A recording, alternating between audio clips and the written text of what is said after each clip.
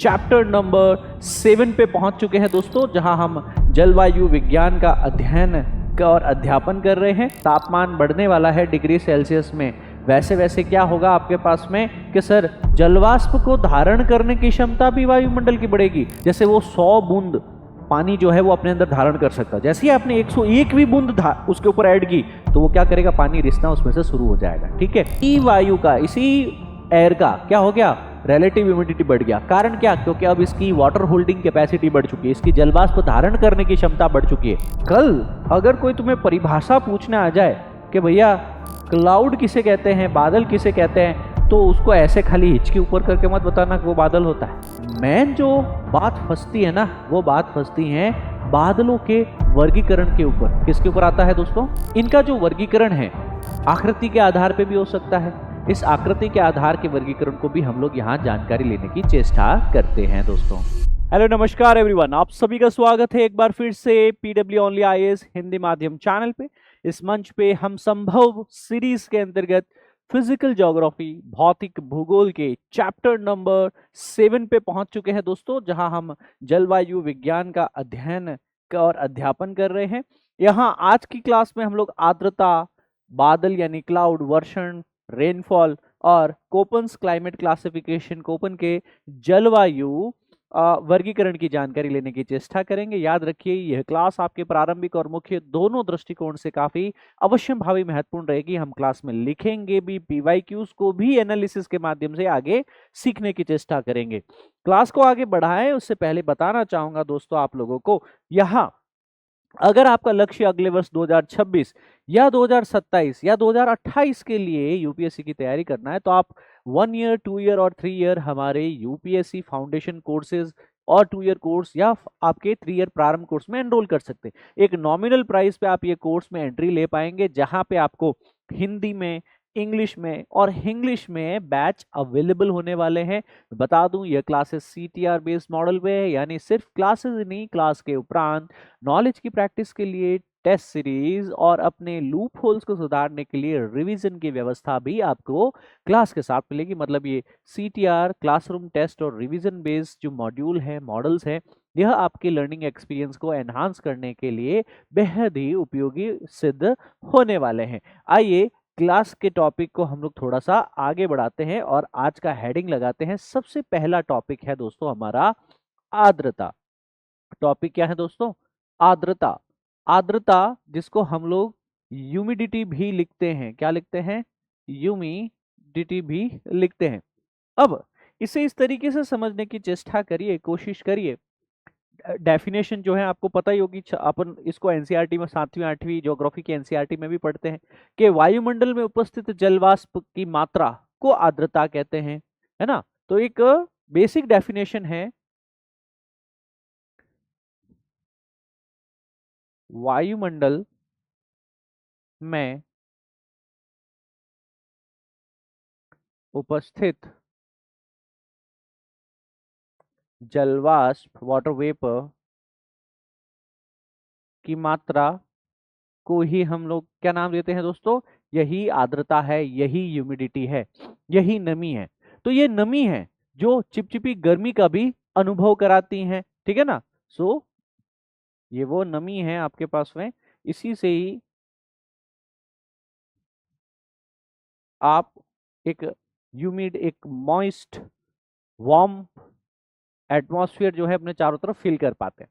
साधारण व्याख्या अगर करूं तो कल्पना कीजिए एक स्पंज लीजिए, स्पंज पता है जो पानी सोख सकता है। एक वायुमंडल जो है वो एक स्पंज की तरह काम करता है, और इस स्पंज में कुछ मात्रा में जो है पानी वह सोख सकता है, और सोखी हुई पानी की मात्रा ही आर्द्रता कहलाती। तो गर्म हवा जो है ना, वो इसी वायुमंडल के स्पंज को जो है आपके पास में, है ना, और ठंडी हवा जो स्पंज की जो है आपके पास में ज्यादा जलवाष्प को सोख सकती है। तो गर्म हवा की जो स्पंज रहेगी आपके पास में, या फिर जो अगर एटमॉस्फेयर का तापमान बढ़ जाएगा, वह ठंडी हवा के तापमान से ज्यादा जलवाष्प को सोख पाएगा। मतलब जैसे जैसे आपके पास में तापमान किसी भी क्षेत्र का बढ़ने वाला है, तापमान बढ़ने वाला है डिग्री सेल्सियस में, वैसे वैसे क्या होगा आपके पास में कि सर जलवाष्प को धारण करने की क्षमता भी वायुमंडल की बढ़ेगी। तो यहाँ पे वायुमंडल के अंतर्गत जलवाष्प को धारण करने की क्षमता जो है उसमें भी एक इजाफा, उसमें भी एक बढ़ोतरी देखने को मिलती है। ठीक है ना। तो यह कुछ बेसिक कंसेप्ट हैं जो आपको पता होने चाहिए। अब हम लोग यहाँ एक टॉपिक, इसमें ही सब टॉपिक लिखते हैं जिसको हम लोग कहते हैं एब्सोल्यूट ह्यूमिडिटी, हिंदी में लिखा जाता है निरपेक्ष आर्द्रता। लिखिए,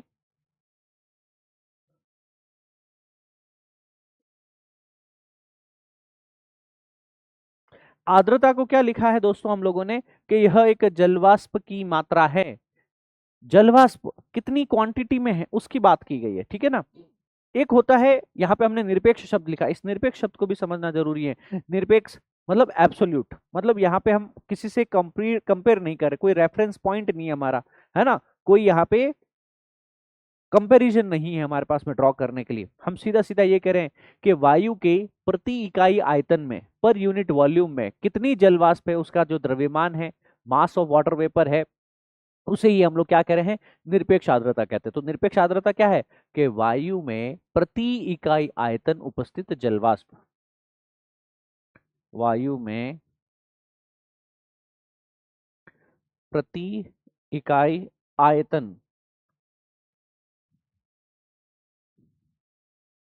जलवाष्प जो है, इसका जलवाष्प का द्रव्यमान मतलब मास कैलकुलेट करना है, का भार कह दूं, मास कह दूं, द्रव्यमान कह दूं, है ना, जलवाष्प का द्रव्यमान है, इसे ही निरपेक्ष आर्द्रता कहा जाता है।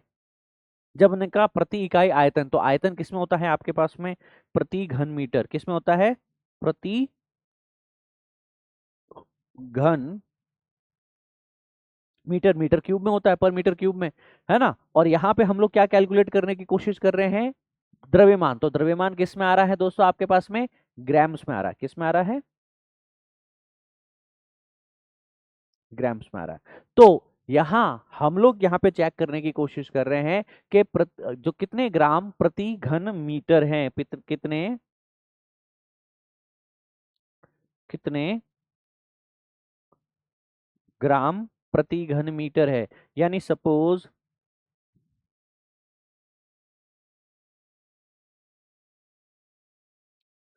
1 मीटर बाई 1 मीटर का यह एक निश्चित आयतन है। इसमें जो ये जलवाष्प है, इसमें जो ये वाटर वेपर है, इसका भार कितना है, इसका द्रव्यमान कितना है। तो 1 मीटर क्यूब में कितने ग्राम जलवाष्प है, उसका भार, उसका द्रव्यमान, उसका मास, उसे निरपेक्ष आर्द्रता कहा गया। सरल व्याख्या में हवा के एक निश्चित डिब्बे में, निश्चित आयतन में असल में कितनी जलवाष्प मौजूद है, उसे हम लोग एब्सोल्यूट ह्यूमिडिटी, उसे हम लोग निरपेक्ष आर्द्रता की संख्या दे देते हैं दोस्तों। अब इसी के एग्जैक्ट जो है आपके पास में एक और पैरेलल इसका जो है कॉन्सेप्ट देखने को मिल जाएगा दोस्तों में। और वो कॉन्सेप्ट क्या है आपके पास में, एब्सोल्यूट ह्यूमिडिटी के अलावा जैसे जैसे हम आगे बढ़ते हैं तो एक सापेक्ष आर्द्रता का भी तो कॉन्सेप्ट आता है ना। ये है एब्सोल्यूट ह्यूमिडिटी, है ना। पर वॉल्यूम कितना द्रव्यमान है वाटर वेपर का आपके पास में, ग्राम ऑफ वाटर वेपर पर क्यूबिक मीटर ऑफ एयर, है ना। अब इसके आगे हम जब बढ़ते हैं तो सापेक्ष आर्द्रता पढ़ते हैं। क्या पढ़ते हैं दोस्तों,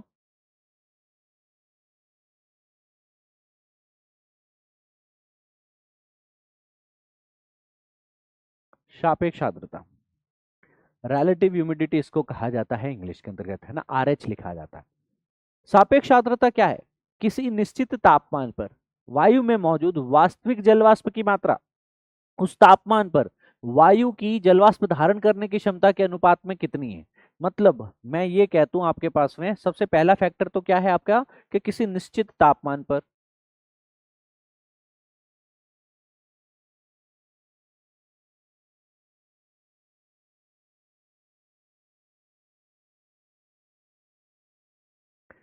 अब हम लोग यहाँ पे क्या करें कि एक पर्टिकुलर एरिया है वायु का, तो वायु में मौजूद वास्तविक जलवाष्प की मात्रा,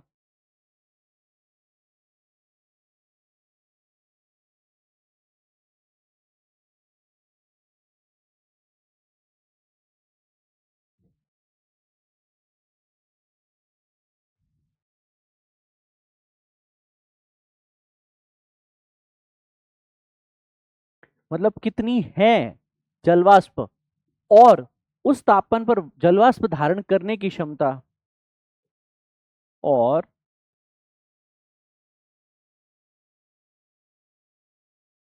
उस तापमान पर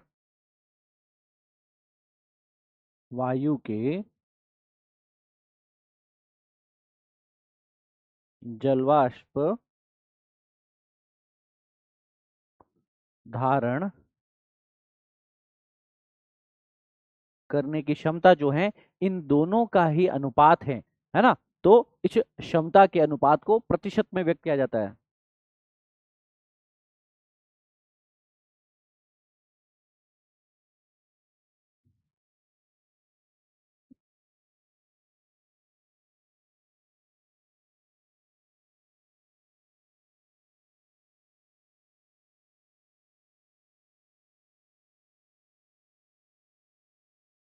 यानी यहां पे अगर मैं कहूं रिलेटिव ह्यूमिडिटी या सापेक्ष आर्द्रता, रिलेटिव ह्यूमिडिटी क्या होगी किसी भी एरिया की, यहां जलवाष्प की वास्तविक मात्रा कितनी है,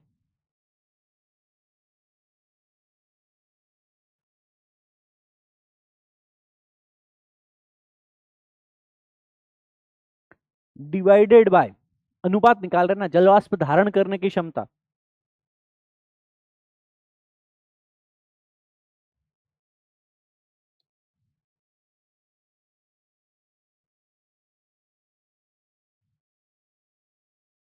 राइट, इसके आगे है फिर आप इसको मल्टीप्लाई कर दीजिएगा, मल्टीप्लाइड बाय 100। अब एक और चीज याद रखिएगा दोस्तों, सरल व्याख्या क्या है आपके पास में, मैं इसको बताना चाहूंगा कि किसी भी एरिया में, जैसे हम कहते हैं कि सर एटमॉस्फेयर को, वायु को आप एक स्पंज की तरह मान लो, है ना। एक स्पंज होता है, एक रुई रुई मान लो, स्पंज मान लो, उस पर आप एक बूंद पानी डालते हो, स्पंज में से पानी नहीं टपकता है। 2 बूंद डाला, 5 डाला, 10 डाला, 20 डाला, 50 डाला, 100 बूंद पानी डाला। अब एक समय आएगा जब वो स्पंज या जो वो रुई है ना, उसमें से पानी गिरना शुरू होगा, क्योंकि जितना उसकी क्षमता थी, जैसे वो 100 बूंद पानी जो है वो अपने अंदर धारण कर सकता है, जैसे ही आपने 101 भी बूंद उसके ऊपर ऐड की, तो वो क्या करेगा, पानी रिसना उसमें से शुरू हो जाएगा। ठीक है, इसको इस तरीके से समझिए। उसकी कैपेसिटी कितनी है, जलवाष्प धारण करने की क्षमता कितनी है, माना 100 इकाई है या 100 यूनिट है, उसमें से उसने धारण कितना कर रखा है। जैसे मैं ये कहूं आपको कि ये जो ग्लास है आपके पास में, ठीक है ना, इस ग्लास में मैं कहता हूं कि सर 100 ml पानी भरा जा सकता है, परंतु मैंने पानी भरा हुआ मात्र 50 ml के करीब है, मैंने पानी भरा हुआ मात्र 50 ml ही है। तो यहाँ पे क्या कहूंगा मैं आपके पास में कि वास्तविक जलवाष्प कितनी है, 50, धारण करने की क्षमता कितनी है, इस ग्लास की क्षमता कितनी है, 100 डिवाइडेड बाय 100, तो आपके पास में रिलेटिव ह्यूमिडिटी कितनी होगी, 50% होगी। सरल व्याख्या आप देखिए कि सापेक्ष आर्द्रता अगर 50% में कहूं, तो इसका मतलब क्या है कि हवा अपनी पूरी क्षमता की आधी ही जलवाष्प धारण किए हुए। 100% रिलेटिव ह्यूमिडिटी का क्या मतलब होगा आपके पास में कि हवा पूरी तरीके से संतृप्त है, जितनी उसकी क्षमता है उतनी ही उसके पास में जलवाष्प है, सैचुरेटेड है, और अब वो आगे जलवाष्प को सोख नहीं सकती, वाटर वेपर को एब्जॉर्ब नहीं कर सकती। तो रिलेटिव ह्यूमिडिटी के लिए आपके पास में यहाँ पे इस प्रकार का एक डायग्राम भी है, इस डायग्राम को भी तो हम लोग यूज कर सकते हैं रिलेटिव ह्यूमिडिटी के लिए, है ना, कि सर 100% है रिलेटिव ह्यूमिडिटी, जितनी वायु की जल धारण क्षमता है उतनी ही जलवाष्प है उसके पास में एक तापमान पे। जैसे जैसे तापमान बढ़ाया 10 से 20 डिग्री किया हमने, वैसे वैसे इसी वायु का, इसी एयर का क्या हो गया, रिलेटिव ह्यूमिडिटी बढ़ गया। कारण क्या, क्योंकि अब इसकी वाटर होल्डिंग कैपेसिटी बढ़ चुकी है, इसकी जलवाष्प धारण करने की क्षमता बढ़ चुकी है ना। तो अब आपके पास में हम ये कह सकते हैं इसकी कैपेसिटी बढ़ने के कारण पानी, जलवाष्प तो इतना ही है, कैपेसिटी इसकी ज्यादा है। अगर हमने तापमान को और बढ़ा दिया, 20 से 30 डिग्री कर दिया, तो अब यहाँ पे जो है जलवाष्प तो इतनी है, इसकी कैपेसिटी और बढ़ गई है। तो इससे मैं क्या ड्रॉ कर सकता हूं कि जैसे जैसे हवा गर्म होती जाती है, त्यों त्यों आपके पास में उसका जो वाटर होल्डिंग कैपेसिटी है, जलवाष्प धारण क्षमता है,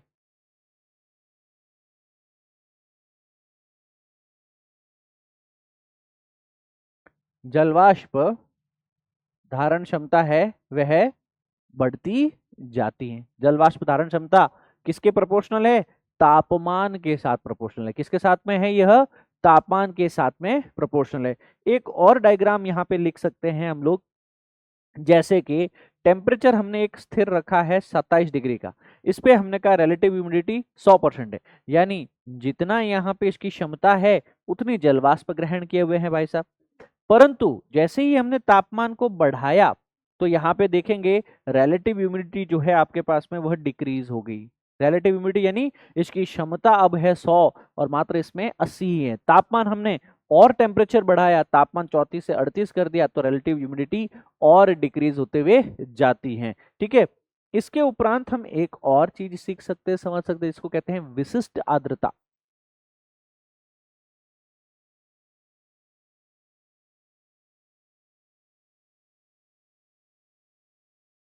विशिष्ट आर्द्रता, स्पेसिफिक ह्यूमिडिटी। सर विशिष्ट आर्द्रता या स्पेसिफिक ह्यूमिडिटी क्या होती है कि वायु के प्रति इकाई द्रव्यमान पर यूनिट मास जो है उसमें जलवाष्प का कितना द्रव्यमान है ना। तो मैं इस बार आयतन नहीं ले रहा हूं, इस बार वायु का क्या ले रहा हूं, वायु का प्रति इकाई द्रव्यमान।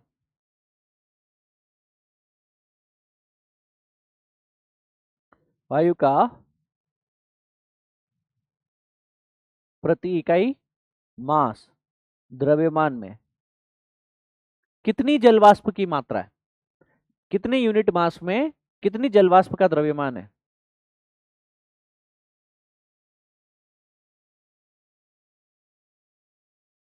द्रव्यमान यानी भार यानी मास। तो यहाँ पे इसको मैं कैसे कैलकुलेट करता हूँ, स्पेसिफिक ह्यूमिडिटी जो है, विशिष्ट आर्द्रता जो है, मैं इसको कैसे कैलकुलेट करता हूँ आपके पास में, इट इज इन ग्राम्स पर किलोग्राम्स, ग्राम्स पर किलोग्राम। सरल व्याख्या यही है कि हवा के अंदर 1 किलो वजन की हवा है तो उसमें कितने ग्राम जलवाष्प है। तो यह ऊंचाई और तापमान के साथ में जो है बहुत ही कम बदलती है। विशिष्ट आर्द्रता, स्पेसिफिक ह्यूमिडिटी, काफी स्टैटिक कॉन्सेप्ट के रूप में भी इसको पढ़ा जाता है।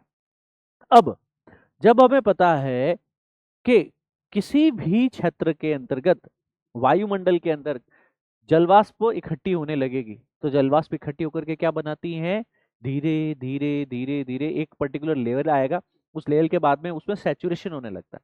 अब जलवाष्प ज्यादा धारण नहीं कर सकती, जलवाष्प ज्यादा गैस के रूप में नहीं रह सकती, उसको क्या करना पड़ता है, जल की बूंदे धूल के कण के चारों तरफ जुड़ना शुरू होती है। हाइग्रोस्कोपिक न्यूक्लियाई आर्द्रताग्राही केंद्र के चारों तरफ और उस डस्ट पार्टिकल के चारों तरफ जलवाष्प जल की बूंदों में संघनित होने लगती, कंडेंस होने लगती है। तो वहां क्या बनने लगते हैं दोस्तों, आपके पास में बादल बनने लगते हैं। क्या बनने लगते हैं, क्लाउड फॉर्मेशन होने लगता है। तो यहां पे आप अगला हेडिंग क्या लगाएंगे दोस्तों, बादल। अगला हेडिंग क्या है, क्लाउड्स। इंपॉर्टेंट चैप्टर है क्लाइमेट साइंस के अंतर्गत हमारे लिए।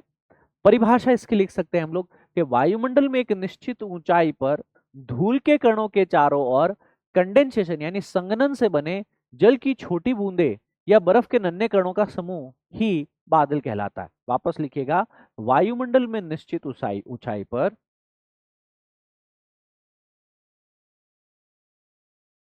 वायुमंडल में निश्चित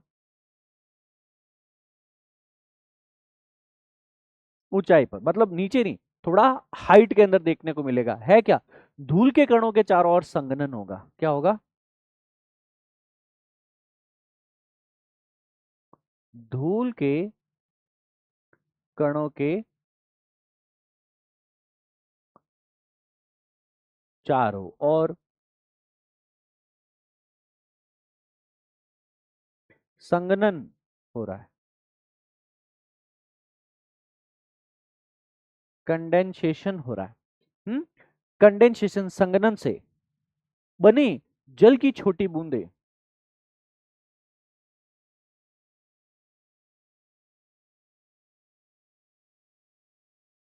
साथ साथ लिख रहे हो, छोटी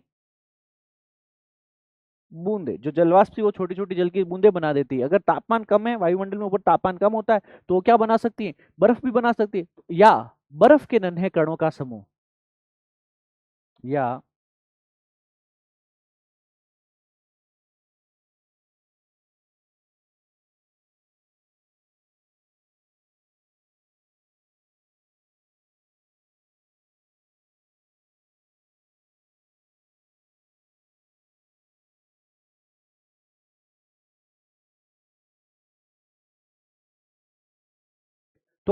कल अगर कोई तुम्हें परिभाषा पूछने आ जाए कि भैया क्लाउड किसे कहते हैं, बादल किसे कहते हैं, तो उसको ऐसे खाली हिचकी ऊपर करके मत बताना कि वो बादल होता है। उसको बताना तुम कि वायुमंडल में एक निश्चित ऊंचाई पर धूल के कणों के चारों ओर संघनन होने लगता है, जलवाष्प जल की बूंदों के रूप में, छोटी बूंदों के रूप में, या तापमान अगर ऊंचाई पे कम है तो बर्फ की नन्ही बूंदों के रूप में, कणों के रूप में समूह बनाते हैं, इसको ही बादल कहा जाता है। सिंपल एक्सप्लेनेशन पे भी आ सकते हैं हम लोग, एक सिंपल एक्सप्लेनेशन पे भी। तो अगर ये है सरफेस है आपके पास में, इस सरफेस से काफी किलोमीटर्स की ऊंचाई पे यह काम होगा, है ना, एकदम सतह के आसपास में नहीं है। जब गर्म और आर्द्र हवा, क्योंकि सरफेस क्या है, गर्म है, सतह क्या है, गर्म है, और यहां से जो भी वायु, जो भी हवा इसके सतह के संपर्क में आएगी, गर्म सतह के संपर्क में आएगी, तो क्या होगी, हवा भी गर्म होगी। तो जब गर्म और आर्द्र हवा ऊपर उठती है तो हम लोग क्या लिखेंगे, प्रोसेस क्या है, गर्म व आर्द्र, आर्द्र यानी आर्द्रता है, जलवाष्प है, नमी है उसमें, गर्म व आर्द्र हवा पृथ्वी की सतह से ऊपर उठती है, और ऊपर उठती है तो यह फैलती है और ठंडी हो जाती है। ये स्प्रेड होती हैं, फैलती हैं और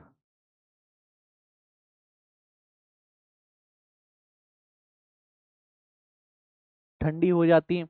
इस उपरांत अगर हम देखें तो एक ऐसी ऊंचाई पर यह आती है जहां पे हवा काफी संतृप्त हो जाती है, यानी सापेक्ष आर्द्रता लगभग 100% हो जाती है ना। एक ऊंचाई पर हवा संतृप्त हो जाती है। सर संतृप्त का क्या मतलब हो गया, सैचुरेट, यानी अब एक बूंद और यह कैरी नहीं कर पाएगी, एक बूंद एक्स्ट्रा पानी ऐड हुआ, यह जलवाष्प संघनित हो जाएगी अब, है ना, हवा जो है संतृप्त हो जाती है। इसका क्या मतलब, रिलेटिव ह्यूमिडिटी क्या है दोस्तों, 100%, यानी जितनी उसकी क्षमता है उतना उसने जलवाष्प अपने अंदर कैरी कर रखा है ना। तो इसे सापेक्ष आर्द्रता क्या हो जाती है, रिलेटिव ह्यूमिडिटी क्या हो जाती है, 100%, तो इसको क्या कहा जाता है, संतृप्त वायु कहा जाता है। अब इसका तापमान ओसांक यानी ड्यू पॉइंट भी कहते हैं, है ना। तो ये ऊंचाई के आसपास में जहां पे यह सैचुरेशन हो रहा है, तो उसी तापमान को ओसांक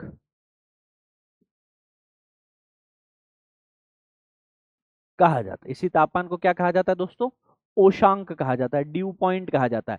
ओशांक पर हवा में मौजूद जो आर्द्रता है, जो जलवाष्प है मौजूद, जो धूल के कण है, कोई नमक के कण हो, सॉल्ट के पार्टिकल्स हो, कोई परागण हो, कोई पॉलेंस हो, इन सभी के चारों तरफ संघनन नाभिकों के चारों ओर जो है संघनित होने लगती है। तो जलवाष्प क्या करती है, संघनन नाभिक के चारों ओर संघनित होने लगती हैं।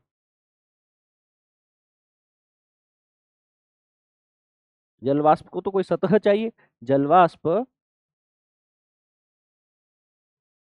संघनन नाभिक के चारों ओर कंडेंस संघनित होने लगती हैं दोस्तों ये, ठीक है। क्या हो सकता है, एक नाभिक, एक न्यूक्लियस, एक सतह, एक सरफेस, नमक, कोई भी सॉल्ट, है ना, और क्या चीज हो सकती है, परागकण, पॉलन्स, डस्ट, धूल के कण, इनके चारों तरफ जो है एक सतह मिल जाती है, एक सरफेस मिल जाती है, तो जलवाष्प इनके ऊपर क्या करती है, कंडेंस करती है, और चारों ओर संघनित होकर के छोटी छोटी पानी की बूंदे या बर्फ के कण बनाती है, और जो साथ मिलकर बादल का रूप लेते हैं, है ना, संघनित होकर के छोटी छोटी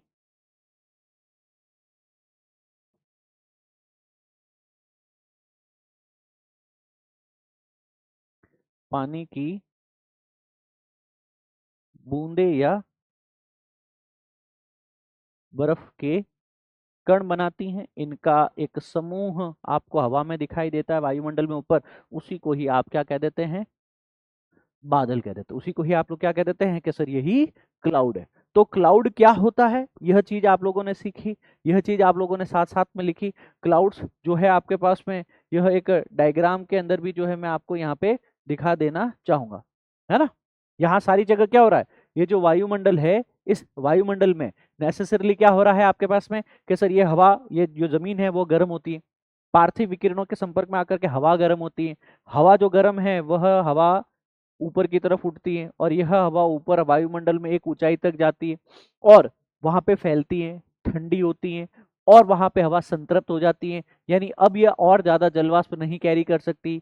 इस तापमान को उषांक तापमान कहा जाता है, ड्यू पॉइंट कहा जाता है। यहाँ पे इसी उषांक पे हवा में जो जलवाष्प है वह वायुमंडल में मौजूद जितने भी डस्ट पार्टिकल है, धूल के कण है ना, नमक है या पराग के कण है जिसको पॉलेंस कहा जाता है, उन संघनन नाभिकों के, उन कंडेंसेशन न्यूक्लियस के चारों तरफ जो है संघनित होती हैं और बहुत छोटी छोटी जो है बूंदे बना देती हैं यहाँ पानी की और बर्फ के कणों की, और ये सब साथ में मिलकर जो है एक प्रॉपर आपका बादल का रूप ले लेते हैं। यहाँ तक सारी चीजें क्लियर हुई, यहाँ तक ये सारी चीजें समझने को है, इतना कुछ ज्यादा आपको टफ भी नहीं है। इसको इस प्रकार भी समझ सकते हैं, सूर्य के तापमान से पृथ्वी गर्म होती है, पृथ्वी की सतह पे जल गर्म होता है, हवा गर्म होती है, हवा अपने साथ नमी को, जलवाष्प को लेकर के ऊपर उठती है, कन्वेक्शन होता है, ऊपर जाकर के ठंडी होकर के संघनित होकर के बादल का निर्माण कर लेती है आपके पास में।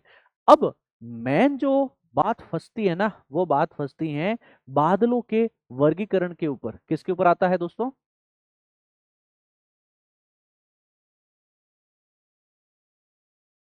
बादलों का क्लासिफिकेशन इतना टफ नहीं है, थोड़ा सा ध्यान से पढ़िए और लिखिए, समझ में आएगा। इस पे प्रश्न भी आए हैं, बादलों का वर्गीकरण, क्लाउड फॉर्मेशन। अब जो क्लाउड फॉर्मेशन है दोस्तों, वह काफी जो एक तरीके से मैं कह दूं यूनिक से क्वेश्चन जो है दोस्तों इसके ऊपर बनते हैं, क्योंकि अलग अलग ऊंचाई पे अलग अलग आकृति और प्रकृति के बादल बनते हैं, है ना। तो हमें यहाँ पे जानकारी होनी चाहिए उन चीजों के बारे में। We should be aware of those topics as well. तो आइए थोड़ा सा हम लिखने की कोशिश करते हैं कि सबसे पहले हमारे पास में जो क्लासिफिकेशन है ना, वो उसका आधार क्या है, ऊंचाई के आधार पे और आकृति के आधार पे उनको वर्गीकृत किया जाता है। तो ये वर्गीकरण का आधार क्या है आपका, सबसे पहले इस वर्गीकरण का आधार जो है, पहला है हाइट, यानी ऊंचाई। तो एक तो ऊंचाई के आधार पे किया जा रहा है आपका, और दूसरा क्या है आपका, जिसको हम कहते हैं आकृति।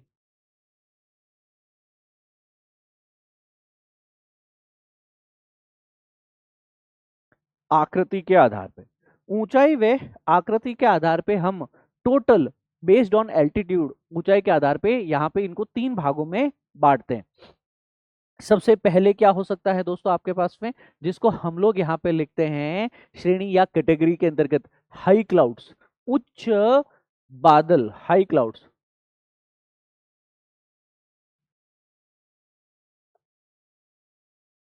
उच्च बादल, हाई क्लाउड्स, यह लगभग लगभग आपके पास में 6000 से 12000 मीटर की ऊंचाई पे होते हैं। 6000 टू 12000 मीटर के एल्टीट्यूड पे, ऊंचाई पे यह देखने को मिलेंगे। इनके एग्जाम्पल्स कह दूं, इनके जो मुख्य बादलों के जो मैं नाम कह दूं आपके पास में, इनका नाम होगा आपके पास में पक्षाब। पक्षाब मतलब होगा जिसको हम लोग सीरस कहते हैं, अंग्रेजी में CIRRUS, सीरस इसको लिखा जाता है। ये काफी पतले, सफेद, रेशेदार पंख जैसे होते हैं, पतले, सफेद, फाइबरस, रेशेदार पंख जैसे दिखने हुए आपके पास में दिखेंगे। अब याद ये रखना है कि जो ज्यादा ऊंचाई पे 6000 मीटर, 12000 मीटर पे हैं, यह केवल बर्फ के कणों से बने होते हैं और वर्षा नहीं करते हैं, है ना। केवल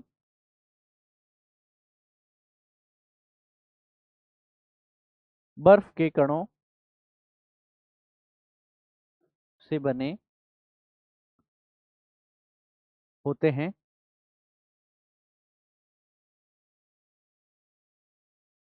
और यह वर्षा नहीं करते हैं, they do not cause the rainfall.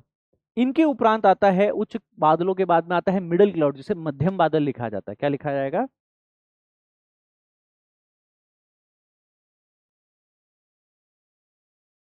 मध्यम बादल। मध्यम बादल की ऊंचाई क्या, लगभग 2000 से 6000 मीटर की। 2000 से 6000 मीटर की ऊंचाई पे आपको मध्यम बादल, या फिर जिसको हम लोग कहते हैं मिडल क्लाउड्स, यह देखने को मिल जाएंगे। इनको हम लोग लिखते हैं पक्षाभ स्तरी, सीरोस्ट्रेटस। इनको क्या लिखते हैं, इनका नाम क्या देते हैं हम लोग? सीरोस्ट्रेटस। पक्षाभ स्तरी बादलों के रूप में जो है इनको जाना जाता है, सीरोस्ट्रेटस कहा जाता है ना। थोड़े से ये कपासी इसके जो स्तरी होते हैं, एल्टोस्ट्रेटस भी होते हैं आपके पास में। ये मैं भी सबकी आपको डायग्राम भी दिखाऊंगा, आपको याद होगा कपासी मतलब थोड़ा सा क्लाउड फॉर्मेशन भी देखने को मिलेगा, है ना। ये इस प्रकार से, ठीक है। अब तीसरे होते हैं जो कि मेघ, जो वर्षा करने वाले हैं, एल्टर क्यूमुलस, उनको कहा जाता है कपासी मेघ।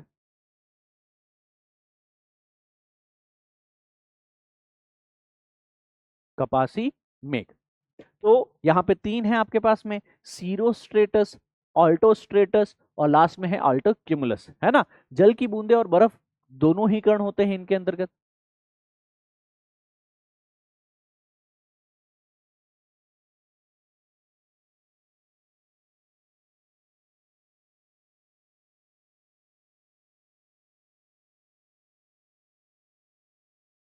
दोनों ही इसमें मौजूद होते हैं दोस्तों। तीसरा आता है मध्यम बादलों में सबसे नीचे वाले बादल, जिनको निम्न बादल कहा जाता है, लो क्लाउड्स कहा जाता है।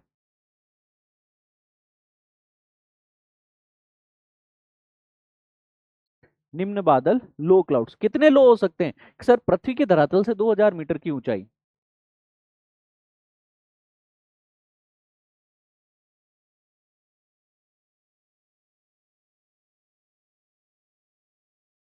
दो हजार मीटर तक इनको देखा जा सकता है। दो तरह के होते हैं, एक तो लेयर बाय लेयर होते हैं, जिनको स्तरी कह दो, स्ट्रेटस कह दो। स्तरी क्लाउड्स हो सकते हैं, लेयर बाय लेयर आपको देखने को मिल जाएंगे, परतदार होंगे, है ना, कोहरे जैसा आपको महसूस होगा आपका, है ना। जो कोहरे वाले, फॉग वाले क्लाउड होते हैं वैसे। दूसरे होते हैं निम्बो स्ट्रेटस। ये है स्तरी यानी स्ट्रेटस। एक होते हैं वर्षा स्तरी, जिसको निम्बो स्ट्रेटस कहा जाता है। वर्षा स्तरी, निम्बो स्ट्रेटस। निम्बो स्ट्रेटस क्या है, आपके पास में थोड़े डार्क होंगे और वर्षा वाले बादल होंगे, गहरे वर्षा वाले बादल होंगे ये। अब यहाँ पे ज्यादातर जल की बूंदें ज्यादा होती है, तो लगातार ये वर्षा कर सकते हैं। यहाँ पे क्या है,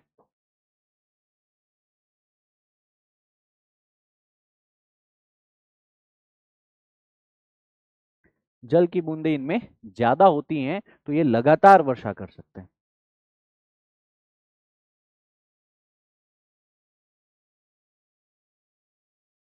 लगातार भी ये क्या कर सकते हैं दोस्तों, वर्षा कर सकते हैं। यह चीजें याद रखने योग्य हैं, है ना। यह डायग्राम्स भी आपको एग्जाम्स में पूछ भी सकते हैं ना, तो आपको पता होना चाहिए कौन कौन से हैं, क्या क्या प्रकृति है। Low cloud, middle cloud, high cloud, cirrostratus, cirrus, cirrocumulus, फिर है आपका निम्बोस्ट्रेटस, अल्टोस्ट्रेटस, अल्टोक्यूमुलस, फिर है stratus, stratus cumulus, cumulus and cumulonimbus. सबसे भयंकर ये वाले बादल होते हैं, एक ये, एक ये और एक ये, है ना। तो ये सबसे भयंकर बादलों में से एक होते हैं दोस्तों। ये बहुत ही जबरदस्त रेनफॉल यहाँ पे जो है आपके कॉज कर सकते हैं। अब इनका जो वर्गीकरण है, आकृति के आधार पे भी हो सकता है। इस आकृति के आधार के वर्गीकरण को भी हम लोग यहाँ जानकारी लेने की चेष्टा करते हैं दोस्तों। सो दोस्तों, ये हुआ क्लाउड्स क्लाउड्स का classification based on the height.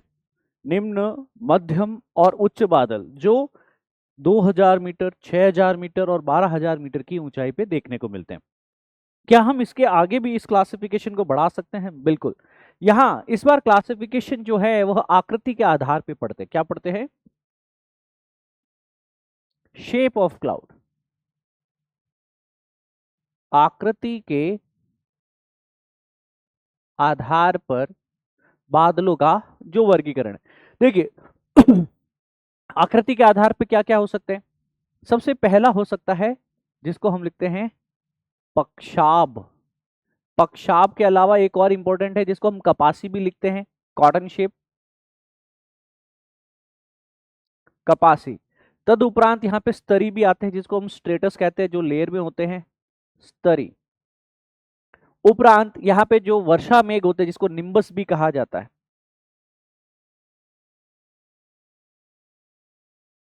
वर्षा मेघ को ही नाम दिया जाता है निम्बस। क्या नाम दिया जाता है? निम्बस नाम दिया जाता है, ठीक है ना, जो रेन बियरिंग क्लाउड्स होते हैं।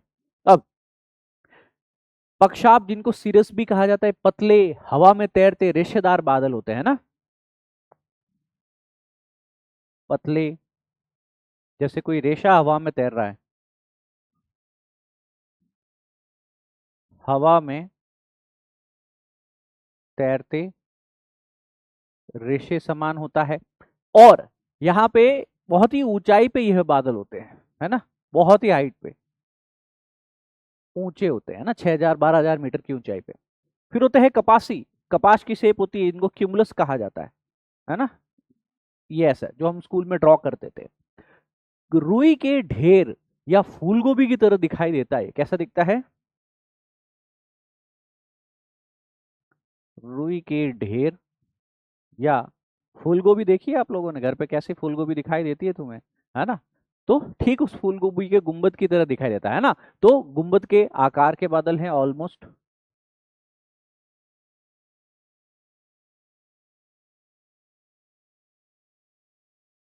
आकार कैसा है? गुंबद का आकार है ना, और काफी लंबवत यानी वर्टिकली विकसित होते हैं।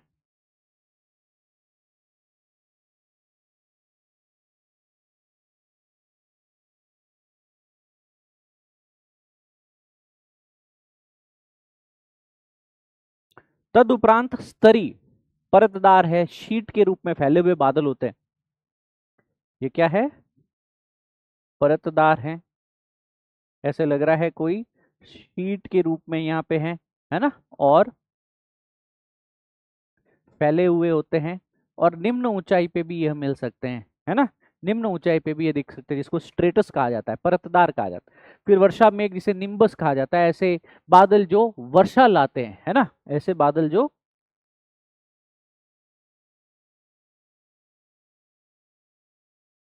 वर्षा लाते हो। और वर्षा जो स्तरीय होती है, निम्बो स्ट्रेटस और कपासी जो है आपके पास में, ये दोनों ही इसके अंतर्गत देख सकते हैं। एक हो सकता है निम्बो स्ट्रेटस और एक हो सकता है क्यूमुलोनिम्बस, है ना, परतदार भी हो जो बारिश कर दे, और जो क्यूमुलस शेप में भी हो, तो शीट हो चाहे आपके पास में क्यूमुलस शेप में हो, पर अगर यह रेनफॉल लेके आते हैं, क्यूमुलो निम्बस है, निम्बो स्ट्रेटस है, इनको निम्बस क्लाउड्स के अंदर रखा जाता है, वर्षा मेघ इनको कहा जाता है, निम्बस क्लाउड्स इनको कहा जा सकता है दोस्तों, ठीक है। उसके उपरांत यहाँ आप लोगों को एक और जानकारी मैं देना चाहूंगा दोस्तों, राइट यहाँ तक लिखा है, साथ साथ में लिखते हुए चल रहे हैं आप लोग, हाँ। तो बादल हो गया आपका। अब बादल के आगे हम थोड़ा बढ़ते हैं, टॉपिक को आगे बढ़ाते हैं, वे वर्षा की बात करते हैं, रेनफॉल की बात करते हैं। किसकी बात करते हैं? रेनफॉल की। रेनफॉल क्या होती है, वर्षा क्या होती है? जब बादलों में जल की बूंदे या बर्फ के कण जो हैं इतने भारी हो जाते हैं कि हवा का फ्रिक्शन जो है, हवा का घर्षण जो है, उन्हें रोक नहीं पाता, वे पृथ्वी के धरातल पर गिरने लगते हैं, तो ये जलीय अवक्षेपण होता है, ये जलीय प्रेसिपिटेशन होता है, इसी को वर्षा कहा जाता है। तो वर्षा क्या है? जब जल की बूंदें या जो बर्फ के कण हैं, जो पार्टिकल्स हैं, वो इतने भारी हो जाते हैं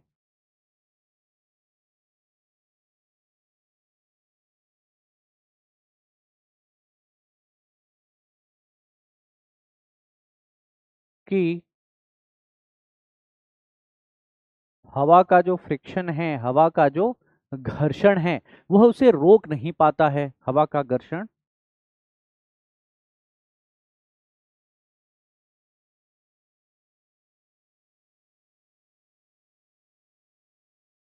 उन्हें रोक नहीं पाता है, तो वे पृथ्वी के धरातल पर गिरने लगते हैं।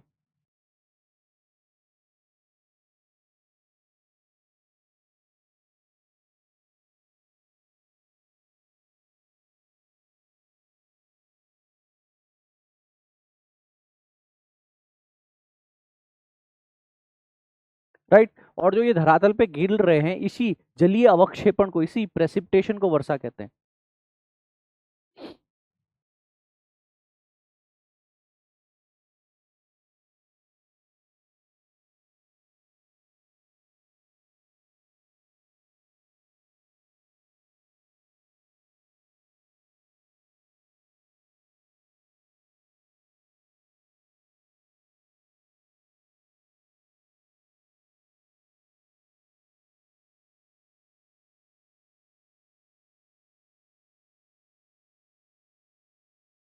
ठीक है बेटा, यह चीज समझ में आई।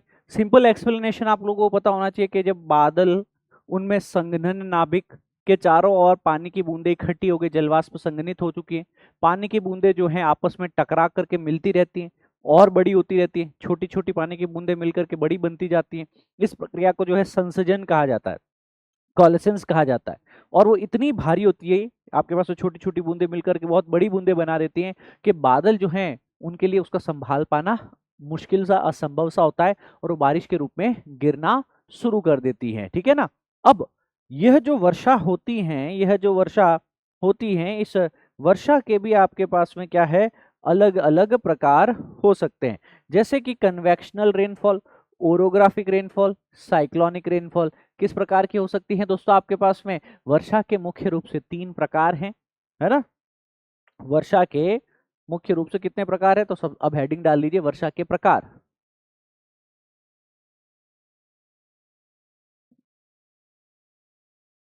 वर्षा के प्रकार। सबसे पहला जो प्रकार है वर्षा का, जिसको संवहनीय वर्षा कहा जाता है, सबसे पहला क्या है दोस्तों? संवहनीय वर्षा। अब जो दोस्तों ये संवहनीय वर्षा है, इसका भी हम लोग को पता होना चाहिए कैसे होती है। कि सर गर्म और आर्द्र हवा है ना, गर्म होकर हल्की हो जाती है, और जब हल्की होती है हवा तो वो ऊपर की ओर उठती है, और जब वो ऊपर उठती हैं तो यहाँ ऊपर जाकर के तापमान कम है तो वो ठंडी होती है, संघनित होती है, और बादल बनाती है, विशेषकर क्यूमुलोनिम्बस बादल बनाती है, जिससे वर्षा हो जाती है। तो इसको मैं इस प्रकार लिख सकता हूं कि एक सतह जो है पृथ्वी की, यह पृथ्वी की सतह गर्म है, कोई हवा आई, कोई हवा आई, इसके संपर्क में आते ही यह हवा क्या हो गई है दोस्तों? गर्म हो गई है। अब यह गर्म हवा ऊपर की तरफ उठती है, ये क्या है? गर्म हवा, वार्म एयर, हल्की होगी, है ना। कोई भी हवा अगर गर्म है तो वो हल्की होगी, हल्की है तो ऊपर की तरफ उठेगी, ऊपर उठेगी तो ऊपर क्या है? तापमान कम है। ऊपर जाकर के ये क्या करेगी आपके पास में, जैसे जैसे इस ऊपर ऊंचाई में जा रही है, तापमान कम है, ऊपर क्या है ऊंचाई में, तापमान कम है। तापमान कम है तो क्या होगा दोस्तों? इसमें संघनन होगा, कंडेंसेशन होगा, तो क्या होगा दोस्तों आपके पास में? जल की बूंदों के रूप में जो है ये संघनित होने लगेगा, यहाँ आते हुए वह बादल बनाएगा।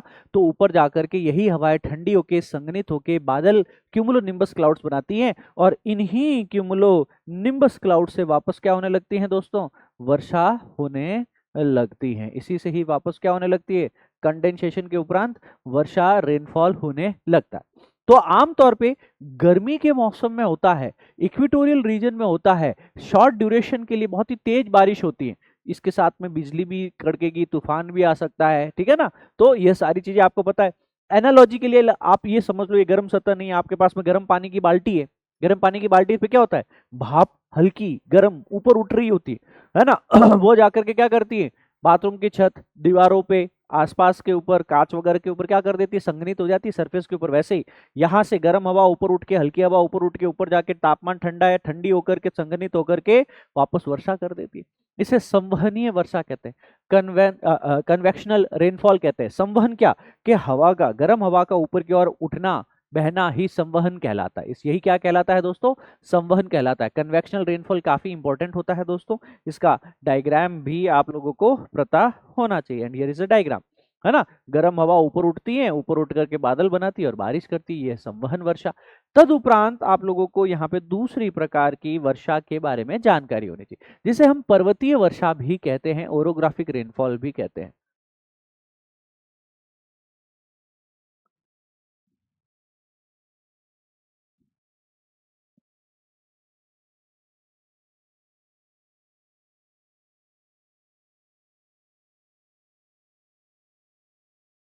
ओरोग्राफिक रेनफॉल, पर्वतीय वर्षा। ओरोग्राफिक रेनफॉल कह दूं मैं, पर्वतीय वर्षा कह दूं, ये कैसे होती है? जब आर्द्र हवा किसी पर्वत या पहाड़ से टकराकर उठने के लिए बाध्य हो जाती है ना। जैसे कि हम लोग बेसिक रूप से एक डायग्राम ड्रॉ कर रहे हैं, आप लोगों को भी साथ साथ में यह डायग्राम अवश्य रूप से ड्रॉ कर लेना चाहिए।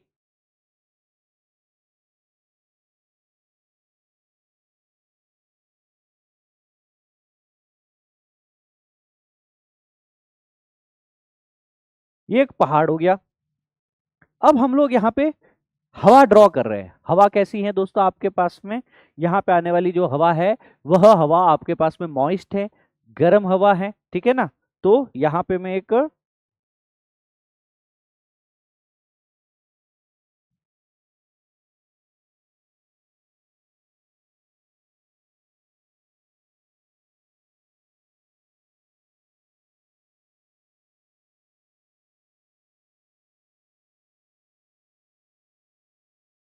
गर्म हवा है ना, तो मैं इसको क्या लिख दे रहा हूं इस प्रकार, रेड शो कर दिया, तापमान ज्यादा है। पर इसका ही ये याद रखना कि यह ऊपर जाते जाते, यह ऊपर जाते जाते क्या हो जाती है, यही हवा ठंडी हो जाती है। यही हवा क्या हो जाएगी आपके पास में? ठंडी हो जाती। नीचे गर्म थी, पर जैसे जैसे ऊंचाई में ऊपर जा रही है, पर्वत से टकरा करके ऊपर जा रही है, यही हवा क्या हो जा रही है? ठंडी हो जा रही है। ठंडी होकर के ऊपर जाकर के क्या बना दे रही है दोस्तों? यह ऊपर जाकर के यह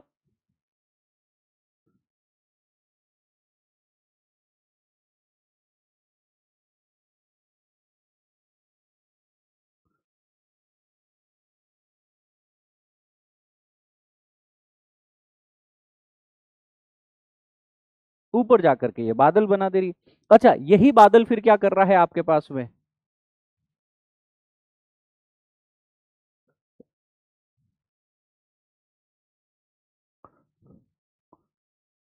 रेनफॉल, वर्षण, बारिश कॉज कर रहा है। अच्छा, हवा ऊपर गई तो ठंडी थी, वापस नीचे भी तो उतरेगी। जी हाँ, नीचे भी उतरेगी हवा। सर, हवा जब नीचे उतरेगी तो किस प्रकृति की रहेगी आपके पास में?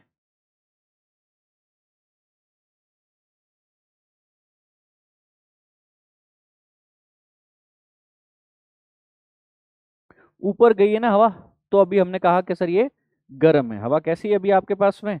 हवा ऊपर तो है, संघनित थी ना, तो ठंडी थी। पर जैसे जैसे वापस नीचे सतह की तरफ आएगी, वैसे वैसे कैसी होती जाएगी आपके पास में दोस्तों? ये हवा वापस गर्म होती जाएगी, क्योंकि सरफेस के पास आ रही है ना, सरफेस तो गर्म है। तो हवा भी कैसे होती जाएगी आपके पास में? वापस हवा भी गर्म होती जाएगी, ठीक है। तो हवा जैसे पहाड़ से टकरा करके, पहाड़ से टकरा करके ऊपर की तरफ जा रही है। ये हवा कैसी है दोस्तों? ये हवा है मॉइस्ट एयर, है ना।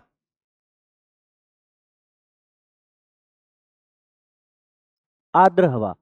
अब ये आर्द्र हवा गर्म होकर अपना आप नहीं उठी है, ये सीधी जा रही थी। ये जा किधर रही थी? सीधी। पर चूंकि ये पहाड़ से टकराई है, पहाड़ ने इसको ऊपर उठने के लिए जो है वह बाध्य किया है, ठीक है ना। तो यह हवा क्या करती है? पहाड़ से टकराकर ऊपर उठती है। ऊपर जाते जाते ये क्या करती है आपके पास में? इसका तापमान कम होता जाता है ना।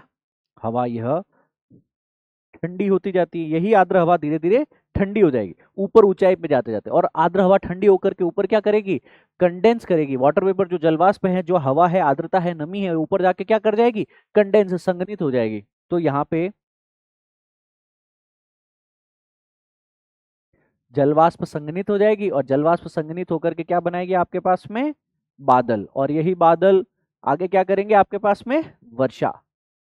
क्या करेंगे? वर्षा।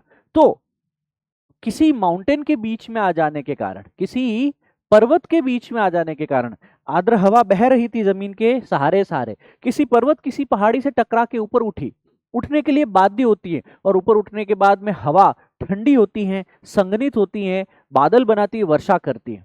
तो ये आपके पास में दो तरह की यहाँ पे ढलानें हमको देखने को मिलने वाली। पहला ही है ये ढलान, दूसरी है ये ढलान। एक ढलान ये है, एक ढलान ये। इसको विंडवर्ड कहा जाएगा, जिधर से हवा आ रही है, विंड आ रही है, पवन जो है पवन मुखी ढाल इसको कहा जाएगा। इसको क्या कहा जाएगा आपके पास में?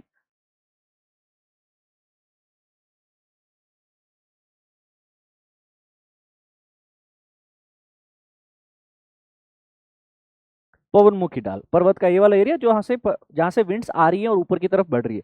दूसरा क्या होगा आपके पास में? जो पवनाभिमुख होगा, जो वृष्टि छाया क्षेत्र होगा, जिसको क्या कहेंगे आपके पास में? इसके ठीक विपरीत क्या होगा?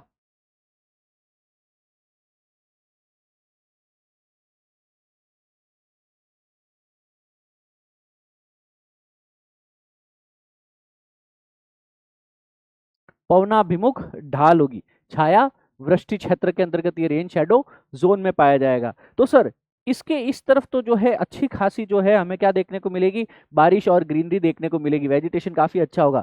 जबकि इसके दूसरी तरफ जो है हमें लगभग लगभग बारिश जो है वह कम देखने को मिलेगी। यह रेन शैडो जोन देखने को मिलेगा। यह रेन शैडो जोन पता है आप लोगों को? छाया वृष्टि क्षेत्र इसको लिखा जाता है। हिंदी में क्या लिखता है? वृष्टि छाया क्षेत्र।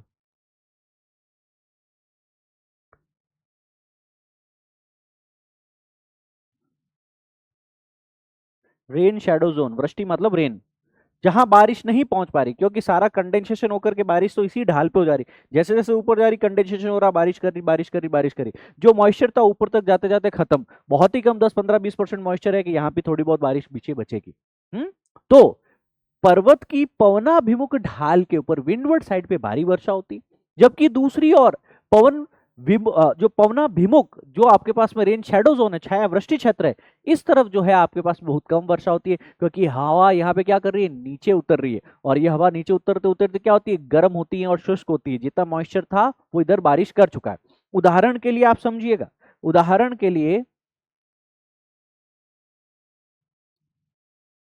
उदाहरण यहाँ पे आप एग्जाम्पल लिख सकते हैं। भारत में पश्चिमी घाट है, पश्चिमी घाट के पश्चिमी ढलान पर भारी वर्षा होती है और पूर्वी ढलान पर जो है आपके पास में छाया वृष्टि क्षेत्र है। तो यहाँ पे भारत के अंदर जो पश्चिमी घाट है, वेस्टर्न घाट है, वह इस प्रकार ओरोग्राफिक रेनफॉल के ही उदाहरण होते हैं। यहाँ पे तो आर्द्र हवा ऊपर उठ करके कंडेंस होकर के बारिश कर रही होती है एक साइड के अंतर्गत, जबकि दूसरी तरफ क्या है आपके पास में? ड्राई डिसेंडिंग एयर होती है ना। एक तो शुष्क हवा होती हैं, वह गर्म हवा होती हैं, और हवा नीचे की तरफ आ रही है। हवा का क्या हो रहा है?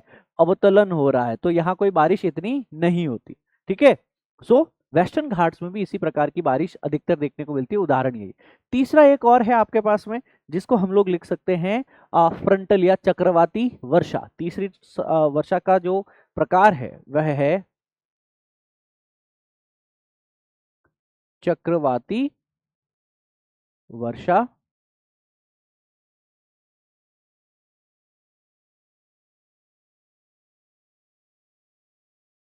Frontal rainfall. जो ये चक्रवाती वर्षा है, फ्रंटल रेनफॉल है, ये काफी महत्व का है दोस्तों। मैं बता दूं आप लोगों को कि कई बार जब ठंडी और गर्म जलवायु राशियां मिलती हैं, तो बड़े बड़े एयर मासेस होते हैं जो सेवरल 100 स्क्वायर किलोमीटर में फैले हुए, पूरे कॉन्टिनेंट पे फैले हुए।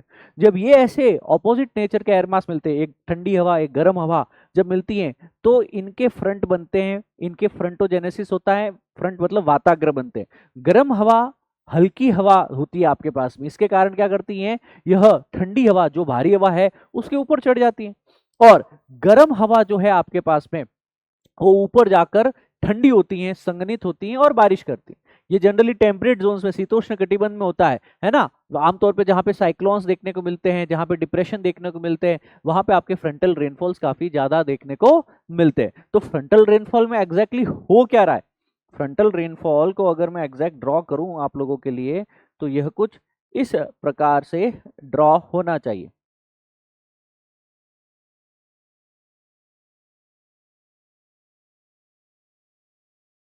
ठीक है। अब यहां पे आप लोगों को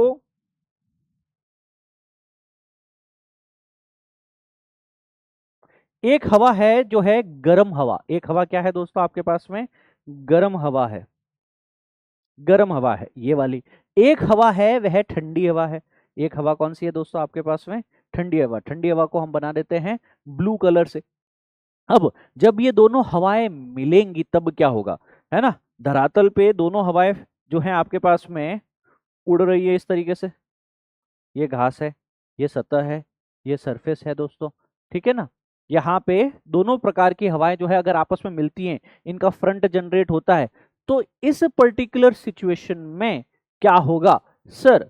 जो ये गर्म हवा है, जो ये गर्म हवा है, यह क्या है दोस्तों? हल्की होती है। और चूंकि गर्म हवा हल्की होती है और ये कौन सी है?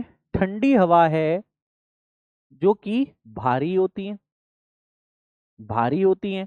तो अगर ये दोनों टकराएंगे आपस में तो ये भारी है, ये हल्की है, तो पहले ऊपर कौन उठेगा? हल्की हवा ऊपर उठेगी। तो जो ये हल्की हवा होगी ना, यह ऊपर की तरफ मूव कर जाएगी दोस्तों। यह है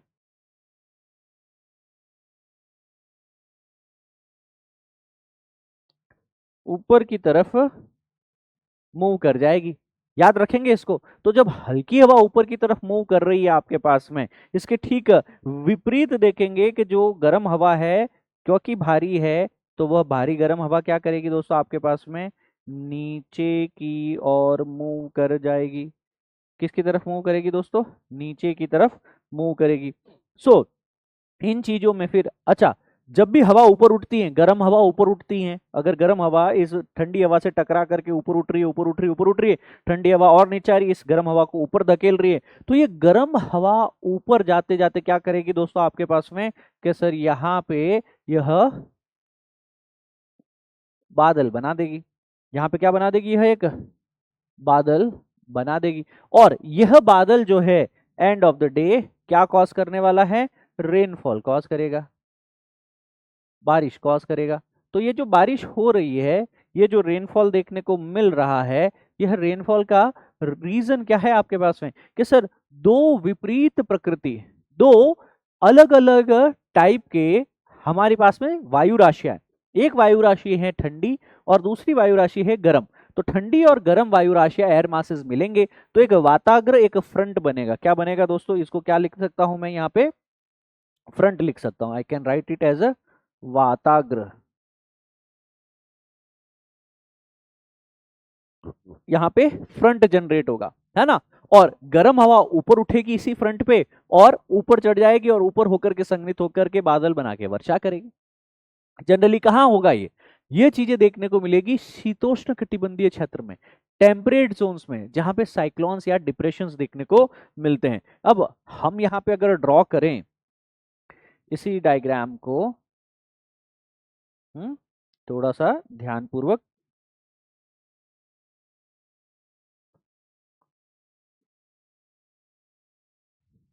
ये हमने एक उत्तरी गोलार्ध बना दिया है। क्या बना दिया है दोस्तों? उत्तरी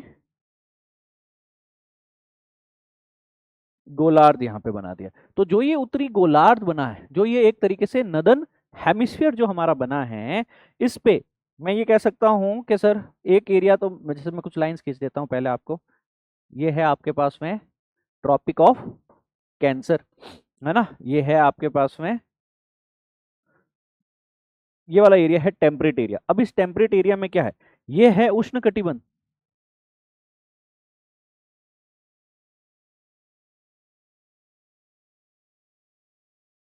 जो कि 0 डिग्री से लेकर के 23 डिग्री उत्तर के बीच में सूर्य की अच्छी खासी जो है उष्मा ऊर्जा यहाँ पे अच्छा खासा है। तो ये क्या है? लो प्रेशर एरिया है।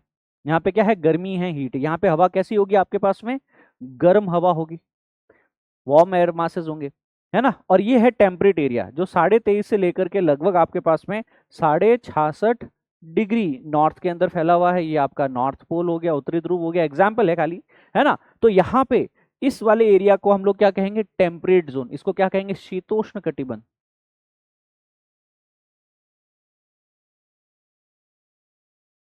अब शीतोष्ण कटिबंध में हवा जो है आपके पास में वो क्या है? ठंडी है, तापमान जो है वह कम है। अब यहाँ पे वो वापस आप वो सिचुएशन क्रिएट कीजिए कि सर अब इस एरिया के अंदर अगर ऐसा कुछ हो जाए कि सर यहाँ पे एक बार, तो क्या है आपके पास में? एक तरफ से तो क्या आ रही है आपकी? ये गर्म हवा,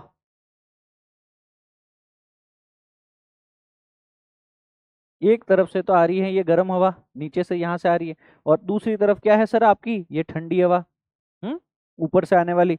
तो यहाँ पे यह वापस क्या करेगा, क्लाउड फॉर्मेशन। ये जो ठंडी हवा है ये गर्म हवा को ऊपर की तरफ उठाएगी, है ना। हमने यहाँ पे एक गलती की है। गलती क्या की है, गर्म ठंडी हवा को इधर बनाना चाहिए था हमें, गर्म हवा हमेशा हम ऊपर उठती हुई बताएंगे, ये ऐसे बताएंगे।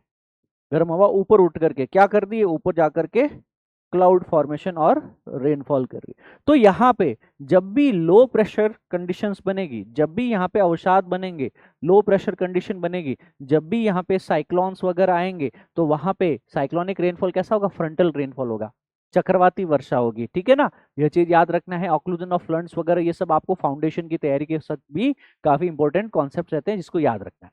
आगे बढ़े हम लोग। अब हम लोग जानकारी में लेते हैं जलवायु प्रदेश के बारे में। हेडिंग लगाएंगे नहीं, विश्व जलवायु प्रदेश।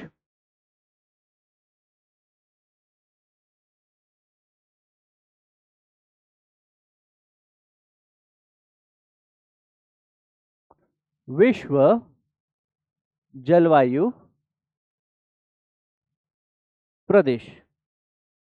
विश्व जलवायु प्रदेश जो है आपके पास में दुनिया में कितने क्लाइमेट रीजन्स हैं, इसकी व्याख्या इसमें हम लोग करने की कोशिश करें कि पृथ्वी पर एक जैसा तापमान, एक जैसी वर्षा, एक जैसे वायुदाब वाले जो क्षेत्र हैं, जिसमें मौसमी संबंधी विशेषताएं एक जैसी हैं, उनके विस्तृत क्षेत्रों को जलवायु प्रदेश कहा जाता है। तो हम जो ये कह रहे हैं ना जलवायु प्रदेश से क्या मतलब है ना, कि sir what do you mean by climate reason.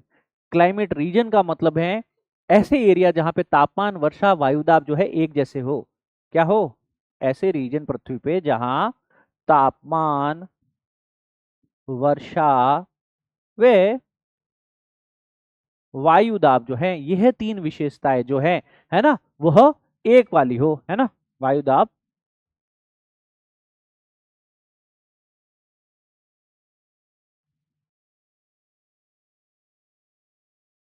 और ये पूरा एरिया बहुत ही विस्तृत होता है, कुछ चंद किलोमीटर नहीं है, several thousands and hundreds of the kilometre विस्तृत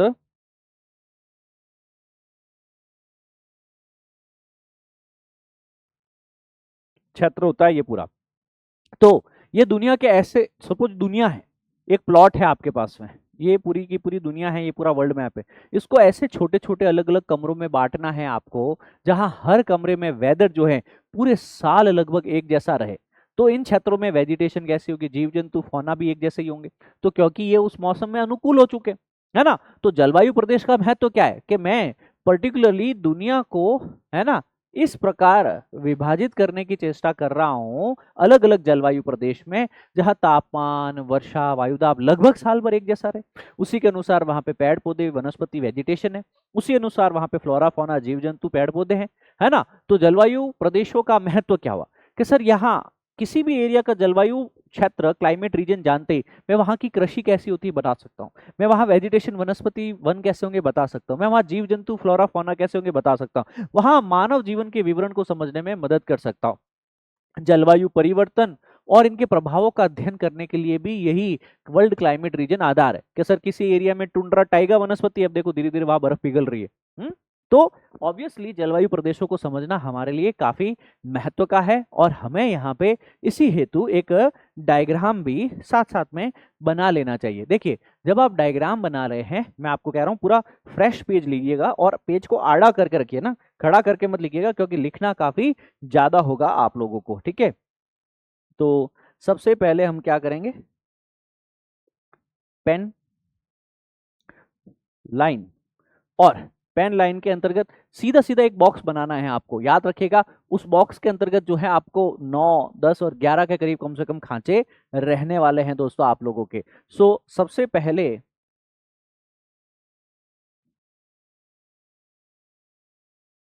ठीक है, अब इसको क्या करो, 9 हिस्सों में विभाजित कर दो। क्या करने की चेष्टा करोगे, इसको इक्वल 1/3, साथ साथ ड्रॉ करोगे तो आसानी से बनेगा, 1/3 ये हो गया, फिर वापस टोटल 9 बनने चाहिए। ये हो गए मेजर मेजर आपके पास में 9 रीजन्स, ठीक है। अब इसके नीचे भी हम लोग यहाँ पे क्या करेंगे, कुछ लाइंस ड्रॉ करेंगे।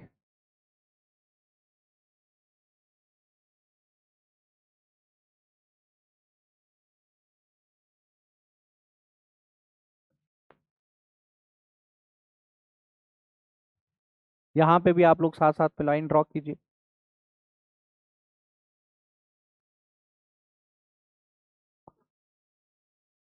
हम्म, ये कुछ इस प्रकार का एक डायग्राम आप बना लीजिए कॉपी में।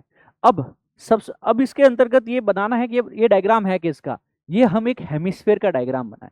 जैसे अगर ये हमारी अर्थ है, इसको मैं विभाजित करूं आपके पास में, तो इसके अक्षांशों का यहाँ पे ये जो विवरण दिया गया है कि सर एक 0 डिग्री है आपके पास में equator, 10 degree, 30 degree, 45 degree, 65 degree और 90 डिग्री तक हम बात करेंगे।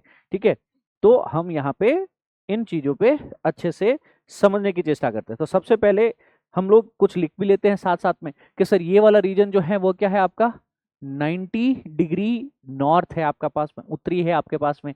सर 90 से लेकर के 65 तक, 65 क्या है हमने बताया है कि सर ये आर्कटिक सर्कल है, आर्कटिक सर्कल है। तो यहाँ पे कैसी वनस्पति पाई जाएगी, ध्रुवीय, है ना। तो यहाँ जलवायु प्रदेश जो है आर्कटिक लिख दूं मैं, पोलार या ध्रुवीय लिख दूं मैं, है ना।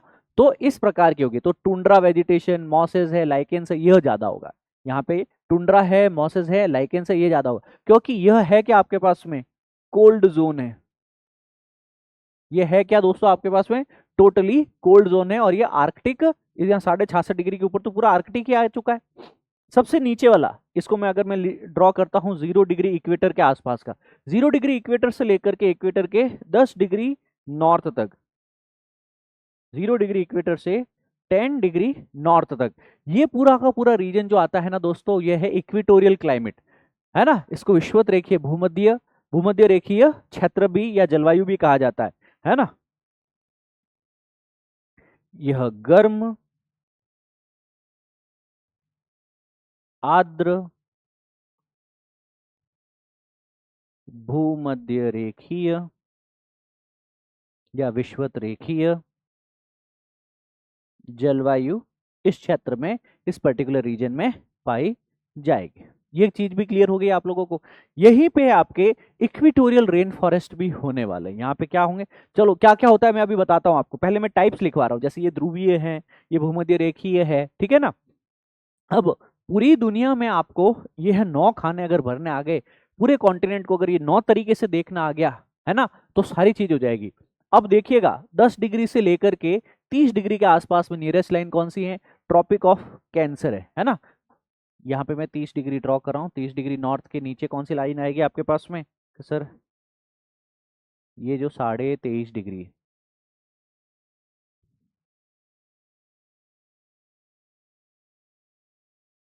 है ना, जिसको हम लोग क्या लिखते हैं, कर्क रेखा भी लिखते हैं। अब ये जो 23.5 डिग्री वाली लाइन है, ये काफी क्रिटिकल लाइन है दोस्तों, ठीक है ना। हमारे दुनिया के जो है हॉट डेजर्ट यहाँ 23.5 डिग्री और 10 डिग्री नॉर्थ के बीच में देखने को मिलेंगे, क्योंकि ये क्या है आपके पास में हॉट जोन है। तो यहाँ पे क्या है, मरुस्थलीय हॉट डेजर्ट देखने को मिलेंगे। क्या होंगे यहाँ पे, हॉट डेजर्ट देखने को मिलेंगे। ये डबल एस मत कर देना, डबल एस वो खाने के बाद जो मीठा खाते हैं उस डेजर्ट को कहते हैं ना, ये डेजर्ट अलग है। तो ये डेजर्ट वेजिटेशन है ना, मरुस्थलीय जो मरुद्भिद वनस्पति यहाँ पे होगी।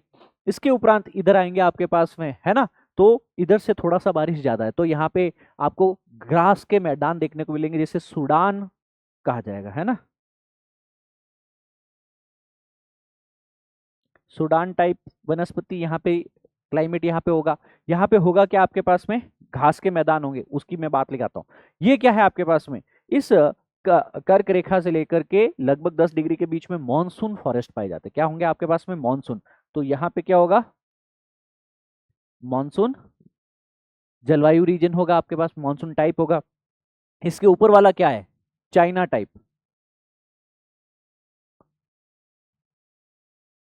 सर चाइना टाइप जो है आपका, वह 30.5 डिग्री से लेकर के 45 डिग्री नॉर्थ के बीच में, 45 डिग्री नॉर्थ के बीच में देखने को मिलेगा, है ना। यहाँ पे वार्म वेट फॉरेस्ट देखने को मिलेंगे।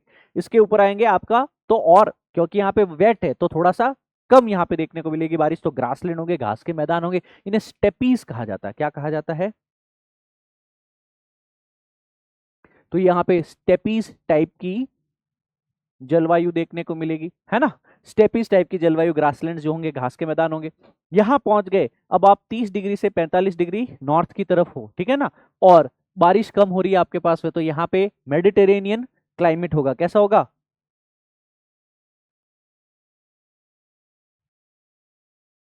भूमध्य सागरीय जलवायु, मेडिटेरेनियन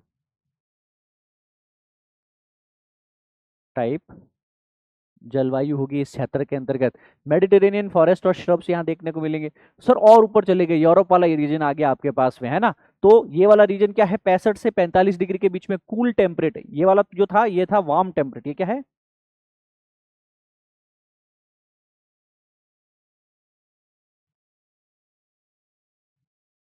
इसके ऊपर क्या है? ये कूल टेम्परेट रीजन होगा। अब 65 से 45 इस वाले खांचे में जो है वेस्टर्न, पश्चिमी वाले एरिया में, वेस्टर्न मार्जिन में ब्रिटिश टाइप डेसिडुअस फॉरेस्ट देखने को मिलेंगे।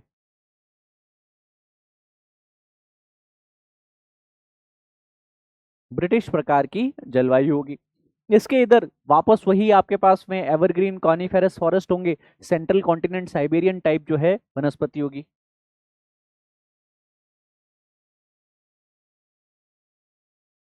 और जब पूर्वी छोर पे आ गए, ईस्टर्न छोर पे आ गए, तो ईस्टर्न मार्जिन पे लॉरेंशियन टाइप होंगे, मिक्स्ड फॉरेस्ट देखने को मिलेंगे।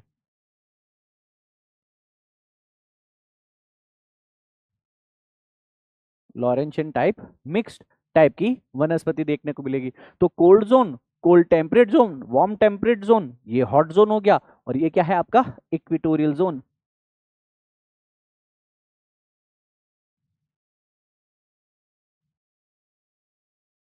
ये क्या है? इक्वेटोरियल जोन हो गया। तो ये सारी चीजें आपने लिखनी है। और यहाँ 65 से ऊपर जो है एक लाइन यहाँ पे खींच लेना मेरे साथ साथ में, जहाँ पे आप लिख लेना कि ये वाला जो है 66.5 डिग्री नॉर्थ है, और इसे हम लोग कहते हैं आर्कटिक व्रत कहते हैं। इसे क्या कहते हैं? आर्कटिक व्रत कहते हैं। अब यहाँ पे कैसी कैसी वनस्पति पाई जाती है वो समझना है। आर्कटिक और ध्रुवीय क्षेत्र है तो टुंड्रा होगा, टाइगा होगा, ये वनस्पति होगी। तो यहाँ पे क्या होगा? टुंड्रा, टाइगा, मॉसेस, लाइकेन, जो कि ध्रुवीय क्षेत्र में पाए जाते हैं, है ना, ऐसी वनस्पति देखने को मिलेगी। सर ब्रिटिश टाइप में क्या होता है? एक टाइम विशेष के अंतर्गत सर्दी बहुत पड़ती है, पर कूल टेम्परेट में भी पतझड़ होता है ना। तो जो पतझड़ होता है, डेसिडुअस फॉरेस्ट यहाँ पे देखने को मिलेंगे, है ना।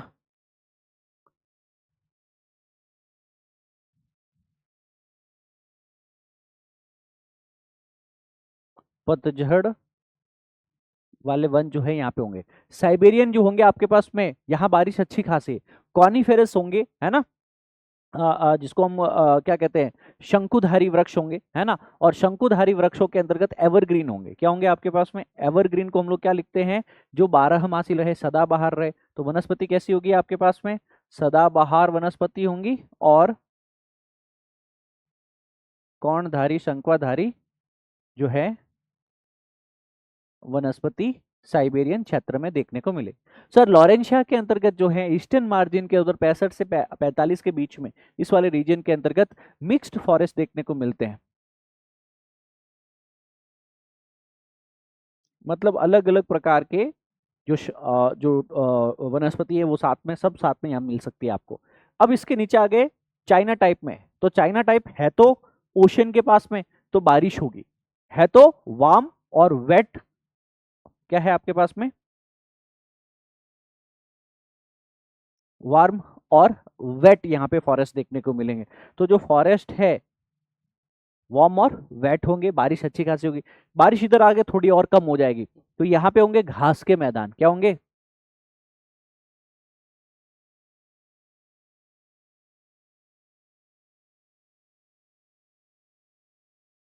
तो स्टेपीज भी तो घास के मैदान ही तो है ना। यह आपका फिर ये हो गया मेडिटेरेनियन, भूमध्य सागरीय जलवायु जिसको कहते हैं। यहाँ पे भी आपके पास में, है ना, फॉरेस्ट होंगे और श्रब होंगे, वन व झाड़ियाँ होंगे और सर्दियों में बारिश होगी। यहाँ पे क्या होगी? सर्दियों की बारिश होगी, सिट्रस फ्रूट्स होंगे, खट्टे फल यहाँ होंगे। ये हॉट डेजर्ट में क्या होगा आपके पास में? डेजर्ट वेजिटेशन होगा, मरुद्भिद वनस्पति होगी, जीरो फाइटिक मरुद्भिद वनस्पति होगी। सूडान क्या है? सूडान ट्रॉपिकल ग्रासलैंड, जैसे शीतोष्ण है वैसे ये है आपके पास में उष्णकटिबंधीय,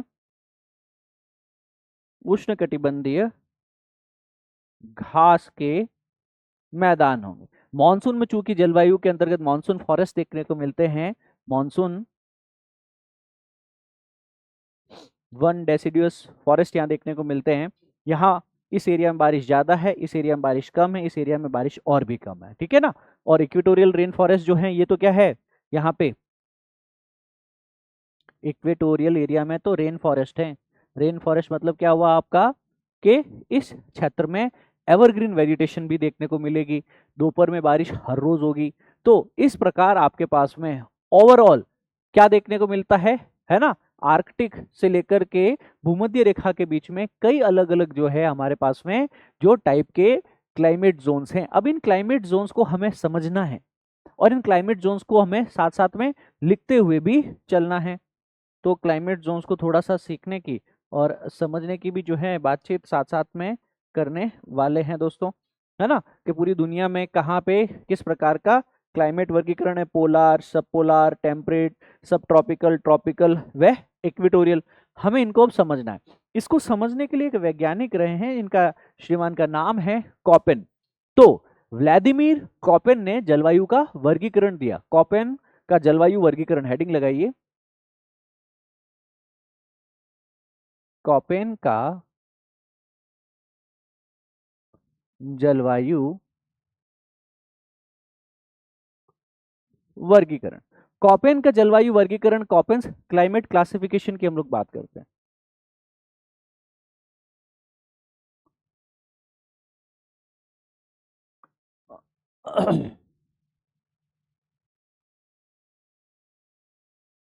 इस पे दोस्तों हम लोगों ने थोड़ी सी बातचीत कर लेनी है।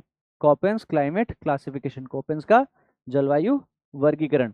अब देखिए परिभाषा किसने दी है? व्लादिमीर कॉपेन ने।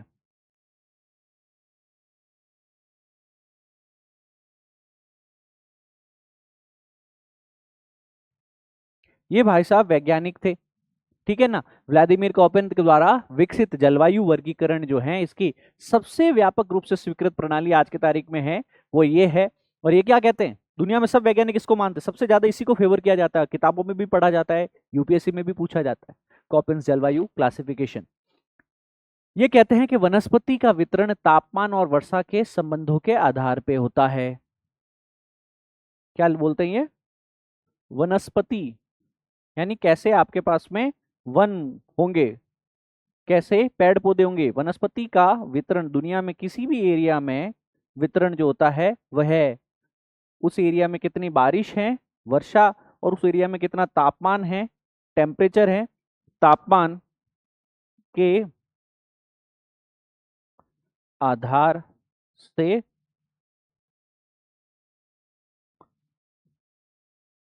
संबंधित है। सीधा सीधा इन्होंने कहा कि सर वनस्पति का वितरण तापमान और वर्षा से संबंधों पर आधारित है। सरल व्याख्या में कॉपेन ने दुनिया की जलवायु को कुछ अक्षरों का उपयोग करते हुए वर्गीकृत किया। जैसे कि स्कूल के बच्चे होते हैं उनमें ग्रुप बांटा बांटा जाता है कि सर ये 10th ए, ये 10th बी, ये 9th ए, ये 9th बी, ये 8th ए, ये 8th बी। ठीक वैसे उन्होंने देखा कि जैसे वनस्पति है वहां का उस प्रकार का ही क्या है आपके पास में तापमान और वर्षा भी। और कॉपेन की इस वर्गीकरण के कुछ मूल आधार रहे हैं, है ना। तो आपके पास में इसके क्या क्या आधार रहे हैं इस वर्गीकरण के, उसको थोड़ा सा समझने की चेष्टा साथ साथ में हम कर सकते हैं, वे लिख भी सकते हैं। तो कॉपेन के मुख्य रूप से वार्षिक और मासिक औसत का तापमान के आंकड़ों का उपयोग किया, क्योंकि इन्होंने उपयोग क्या क्या है तापमान का। तो तापमान के आंकड़े कौन से लिए हैं? एक तो लिए हैं उस एरिया में वार्षिक तापमान क्या है और उस एरिया में मासिक तापमान क्या है ना। मासिक तापमान के आंकड़ों का प्रयोग इन भाई साहब ने किया है साथ साथ में।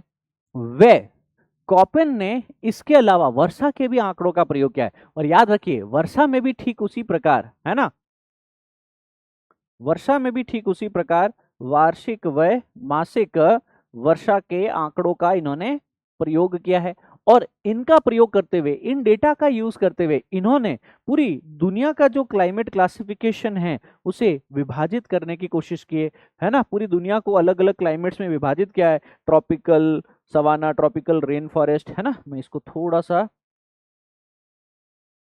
छोटा कर देता हूं ताकि आप लोग अच्छे से देख पाए, है ना। Tropical savanna, tropical rain forest, steppes, अलग अलग कलर। ये है डेजर्ट, मेडिटेरेनियन, ये वाला मेडिटेरेनियन भूमध्य सागर के आसपास वाला, ये है मेरीन वेस्ट, ह्यूमिड कॉन्टिनेंटल, सब Arctic, tundra and the ice caps. तो इस प्रकार कॉपन भाई साहब ने क्या करने की कोशिश की, जलवायु समूह, मेजर क्लाइमेट ग्रुप्स बनाए। पर इसके लिए कॉपन ने यहाँ पे प्रमुख जलवायु समूह को बनाने के लिए विश्व को 5 मुख्य समूहों में विभाजित किया, है ना। तो विश्व को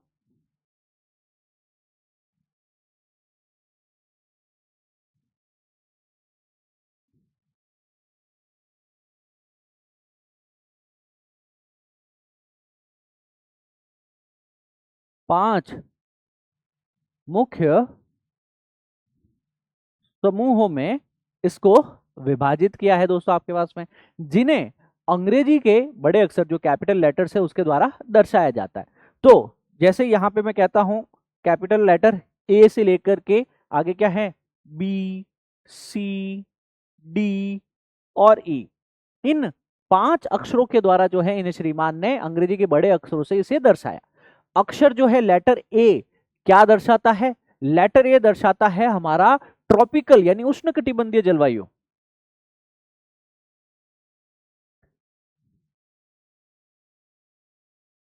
ट्रॉपिकल क्लाइमेट को दर्शाता है ना। ट्रॉपिकल क्लाइमेट का क्या मतलब हुआ, सबसे ठंडा महीना में भी 18 डिग्री से उत्तर का तापमान होगा और कोई शीत ऋतु नहीं होती है ना। कोई शीत ऋतु नहीं होती, नो विंटर्स। और अगर इस एरिया में ठंड भी पड़ रही है तो 18 डिग्री से ज्यादा टेम्परेचर रहेगा। तो मिनिमम टेम्परेचर भी देखा जाए तो 18 डिग्री सेल्सियस से ज्यादा ही रहेगा, उससे ऊपर ही रहेगा। दूसरा है बी, बी का मतलब होता है ड्राई क्लाइमेट, शुष्क जलवायु।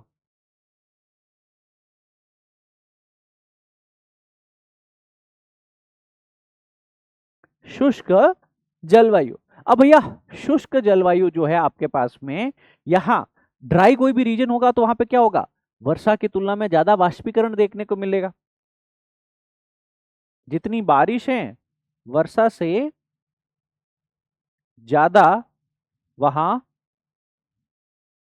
वाष्पीकरण देखने को मिलेगा। तो हो सकता है डेजर्ट टाइप ऑफ कंडीशन भी यहां पे हो, है ना। तीसरा है आपका सी, सी मतलब होता है कोष्ण शीतोष्ण जलवायु, वार्म टेम्परेट क्लाइमेट।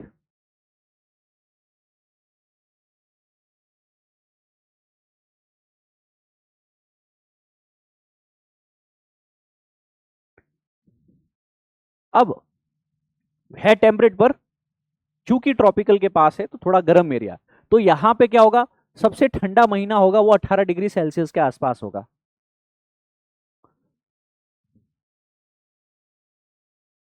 सिर्फ सबसे ठंडा माह जो है वहां तापमान क्या होगा, 18 डिग्री सेल्सियस के आसपास रहेगा, नीचे नहीं जाएगा उससे, ठीक है ना। और हल्की शीत ऋतु रहेगी, क्योंकि टेम्परेट एरिया पास में ना, तो शीत ऋतु है तो सही, पर हल्की हल्की सर्दी पड़ेगी, ज्यादा नहीं पड़ेगी आपकी। फिर आता है टेम्परेट में ऊपर का शीत शीतोष्ण जलवायु, कोल्ड टेम्परेट रीजन, डी।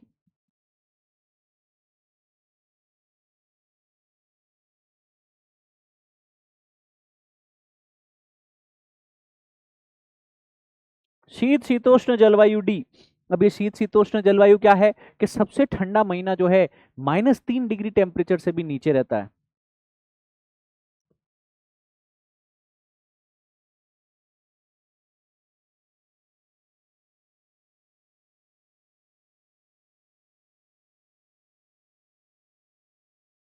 से कम तापमान रहेगा, ठीक है ना।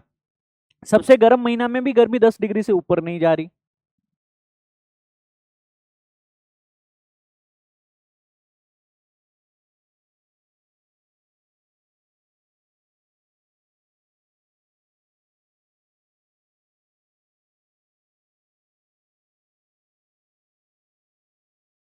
तो सोचो, मतलब all through out the year 10 degree से लेके -3 डिग्री तक तापमान रहने वाला है इनका, ठीक है। इसके बाद में है ई माने पोलार, ई माने ध्रुवीय जलवायु।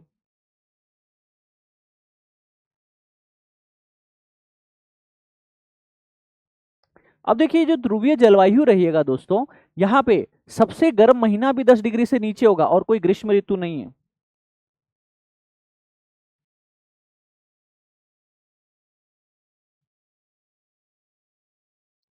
पोल्स पे कोई सर्दी कोई गर्मी का सीजन नहीं रहता, और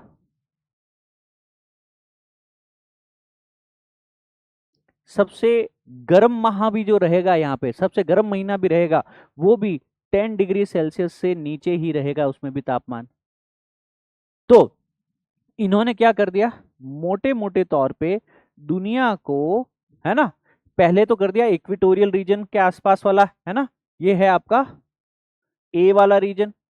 इसके बाद में है आपका ये वाले दो रीजन, ये टेम्परेट है ना, टेम्परेट पर वो टेम्परेट जो ट्रॉपिकल के नजदीक है, एक तो इसको कर दिया है इन्होंने सी, और इसको कर दिया है इन्होंने डी, इसको कर दिया है ई। अब इन सारे रीजन में जहां जहां पे बारिश कम होती है उसको कर दिया है बी, उसको कर दिया है बी, जहां जहां पे शुष्क क्षेत्र है। तो समझ में आया, मोटे मोटे तौर पे दुनिया में इन्होंने क्या काम करने की कोशिश की है दोस्तों,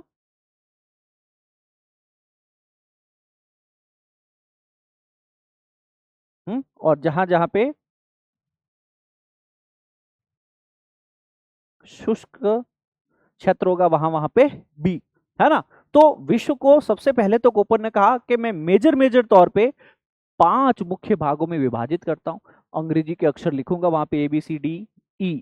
तो आप समझ जाना वहां पे कैसी कैसी जलवायु है ना।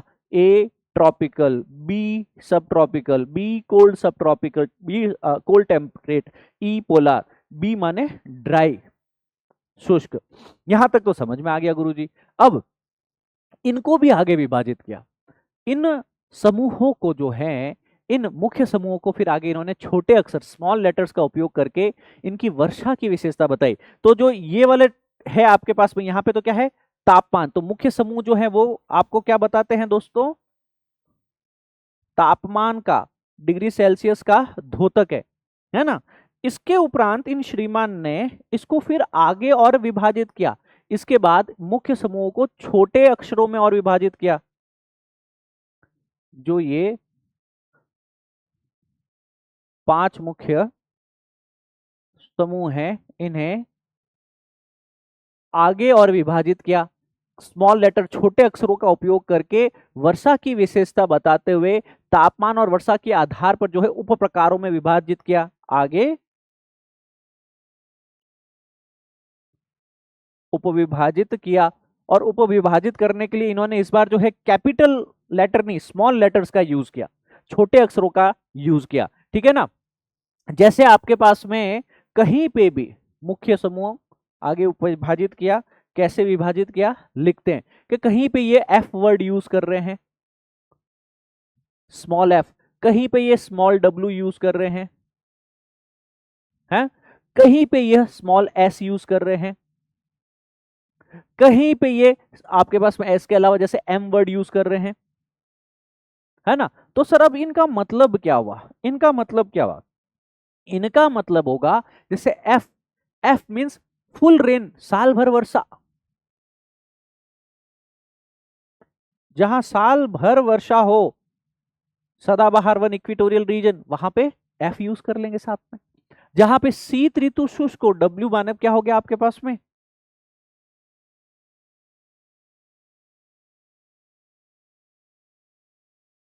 शीत ऋतु शुष्क, सर्दियों में बारिश ना हो, शीत ऋतु शुष्क हो, तो बारिश कब होगी, गर्मियों में होगी। वह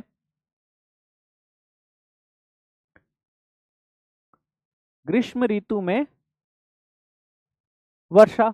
तो अब देखो, अब जो उप समूह उप विभाजन है, वो उप विभाजन किसका आधार पे किया जा रहा है आपके पास में?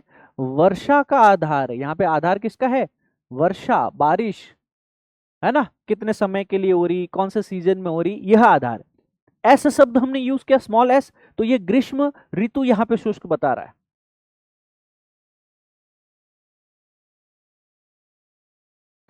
ग्रीष्म ऋतु में, गर्मियों में यहाँ पे जो है बारिश नहीं हो रही है, वह सर्दियों में बारिश होती है। शीत ऋतु में वर्षा यहाँ पे देखने को मिलेगी। अब इसके अलावा है एम बच गया। एम मतलब क्या हुआ आपके पास में? मॉनसून टाइप ऑफ क्लाइमेट, मॉनसूनी क्लाइमेट, मॉनसूनी वर्षा जहां होती है। तो इस आधार पे भाई ने जो है आगे और उपविभाजन दिया। अब उदाहरण के लिए मैं कहीं पे भी ए एफ लिख दूं, जैसे मेरे पास में पहले ही क्लासिफिकेशन है, अगर मैं कहीं पे भी ए एफ लिखूं, ए का मतलब क्या हो गया? ट्रॉपिकल। ए के साथ में अगर मैं एफ लिखता हूं कि सर ये वाला region equatorial region A F है, ए एफ मतलब क्या हुआ? उष्ण कटिबंधीय वर्षावन की जलवायु है, जहां साल भर यहाँ पे बारिश देखने को मिलने वाली है। अगर मैं वहीं भारत के रीजन के आसपास में ए एम लिख दूं कि सर इंडिया भी तो है ना, यहाँ पे ये रहा इंडिया, यहाँ पे मैं क्या लिख सकता हूँ? ट्रॉपिकल एरिया तो है इसका भारत का, पर यहाँ पे ट्रेड जो जो विंड्स हैं आपके पास, उसका सीजनल रिवर्सल होता है, मानसून भी आता है, तो यहाँ पे ए एम में लिख सकता हूं कि सर है ट्रॉपिकल, पर सर मानसून टाइप ऑफ जलवायु है आपकी। हम्म। और भी क्या हो सकता है? आप ऊपर चले जाओ, हम लोग यहाँ पे जैसे गंगा के मैदानों में चले जाओ, तो ये क्या हो गया आपके पास में? ये सी कोष्ण शीतोष्ण जलवायु है, कोष्ण शीतोष्ण जलवायु होगी आपके पास में, ठीक है ना। पर अब यहाँ पे क्या होगा कि मैं इसके साथ में एफ वर्ड भी यूज कर दूंगा, एफ वर्ड यूज करूंगा। तो सर एफ वर्ड जो है वो किसके लिए यूज किया जा रहा था आपके पास में? कि सर गर्मियों के अंदर, गर्मियों वाली जो है आर्द्र उपोष्ण कटिबंधीय जलवायु होगी। तो यहाँ पे सी के साथ में मैं यहाँ पे एफ वर्ड यूज कर रहा हूं, एफ वर्ड यूज कर रहा हूं, ठीक है ना। यानी बारिश होगी, है ना, ग्रीष्म के अंतर्गत आर्द्र उपोष्ण कटिबंधीय जलवायु होगी, गंगा के मैदानों में C F A type of climate देखने को मिलता है। अब हम कहीं बी डब्ल्यू के भी यूज करते हैं, है ना। बी, बी अगर हमने कहीं यूज कर दिया, वो रेगिस्तान के लिए यूज कर दिया सर, रेगिस्तान के लिए यूज कर दिया। तो इस प्रकार हम इनका आगे और उपवर्गीकरण कर सकते हैं, और इसी आधार पे हम जलवायु वर्गीकरण के ही इसी आधार को हम लोग बेस रखते हुए, है ना, पूरे दुनिया को इस प्रकार हमने पोलार, कोल्ड टेम्परेट, टेम्परेट, सब ट्रॉपिकल, स्टेपीज डेजर्ट और ट्रॉपिकल डेजर्ट्स के अंतर्गत विभाजित किया है। आज के लिए दोस्तों हम लोग इतना ही रखने वाले हैं। I take your leave now. ये क्लास कैसी लगी? आप लोगों ने नोट्स बनाए, एक बार नोट्स को रिवाइज कर लेना। क्लास का लेक्चर कंप्लीट हो चुका है, इसको अच्छे से रिवाइज कीजिएगा। कोई डाउट है कमेंट में पूछिएगा। I take your leave now. Thank you. जय हिंद, सर्वदा शक्तिशाली। God bless you all. मुस्कुराते रहिए, wear the confidence on the face, smile on the face, that's the best way forward to lead the day. Thank you. जय हिंद।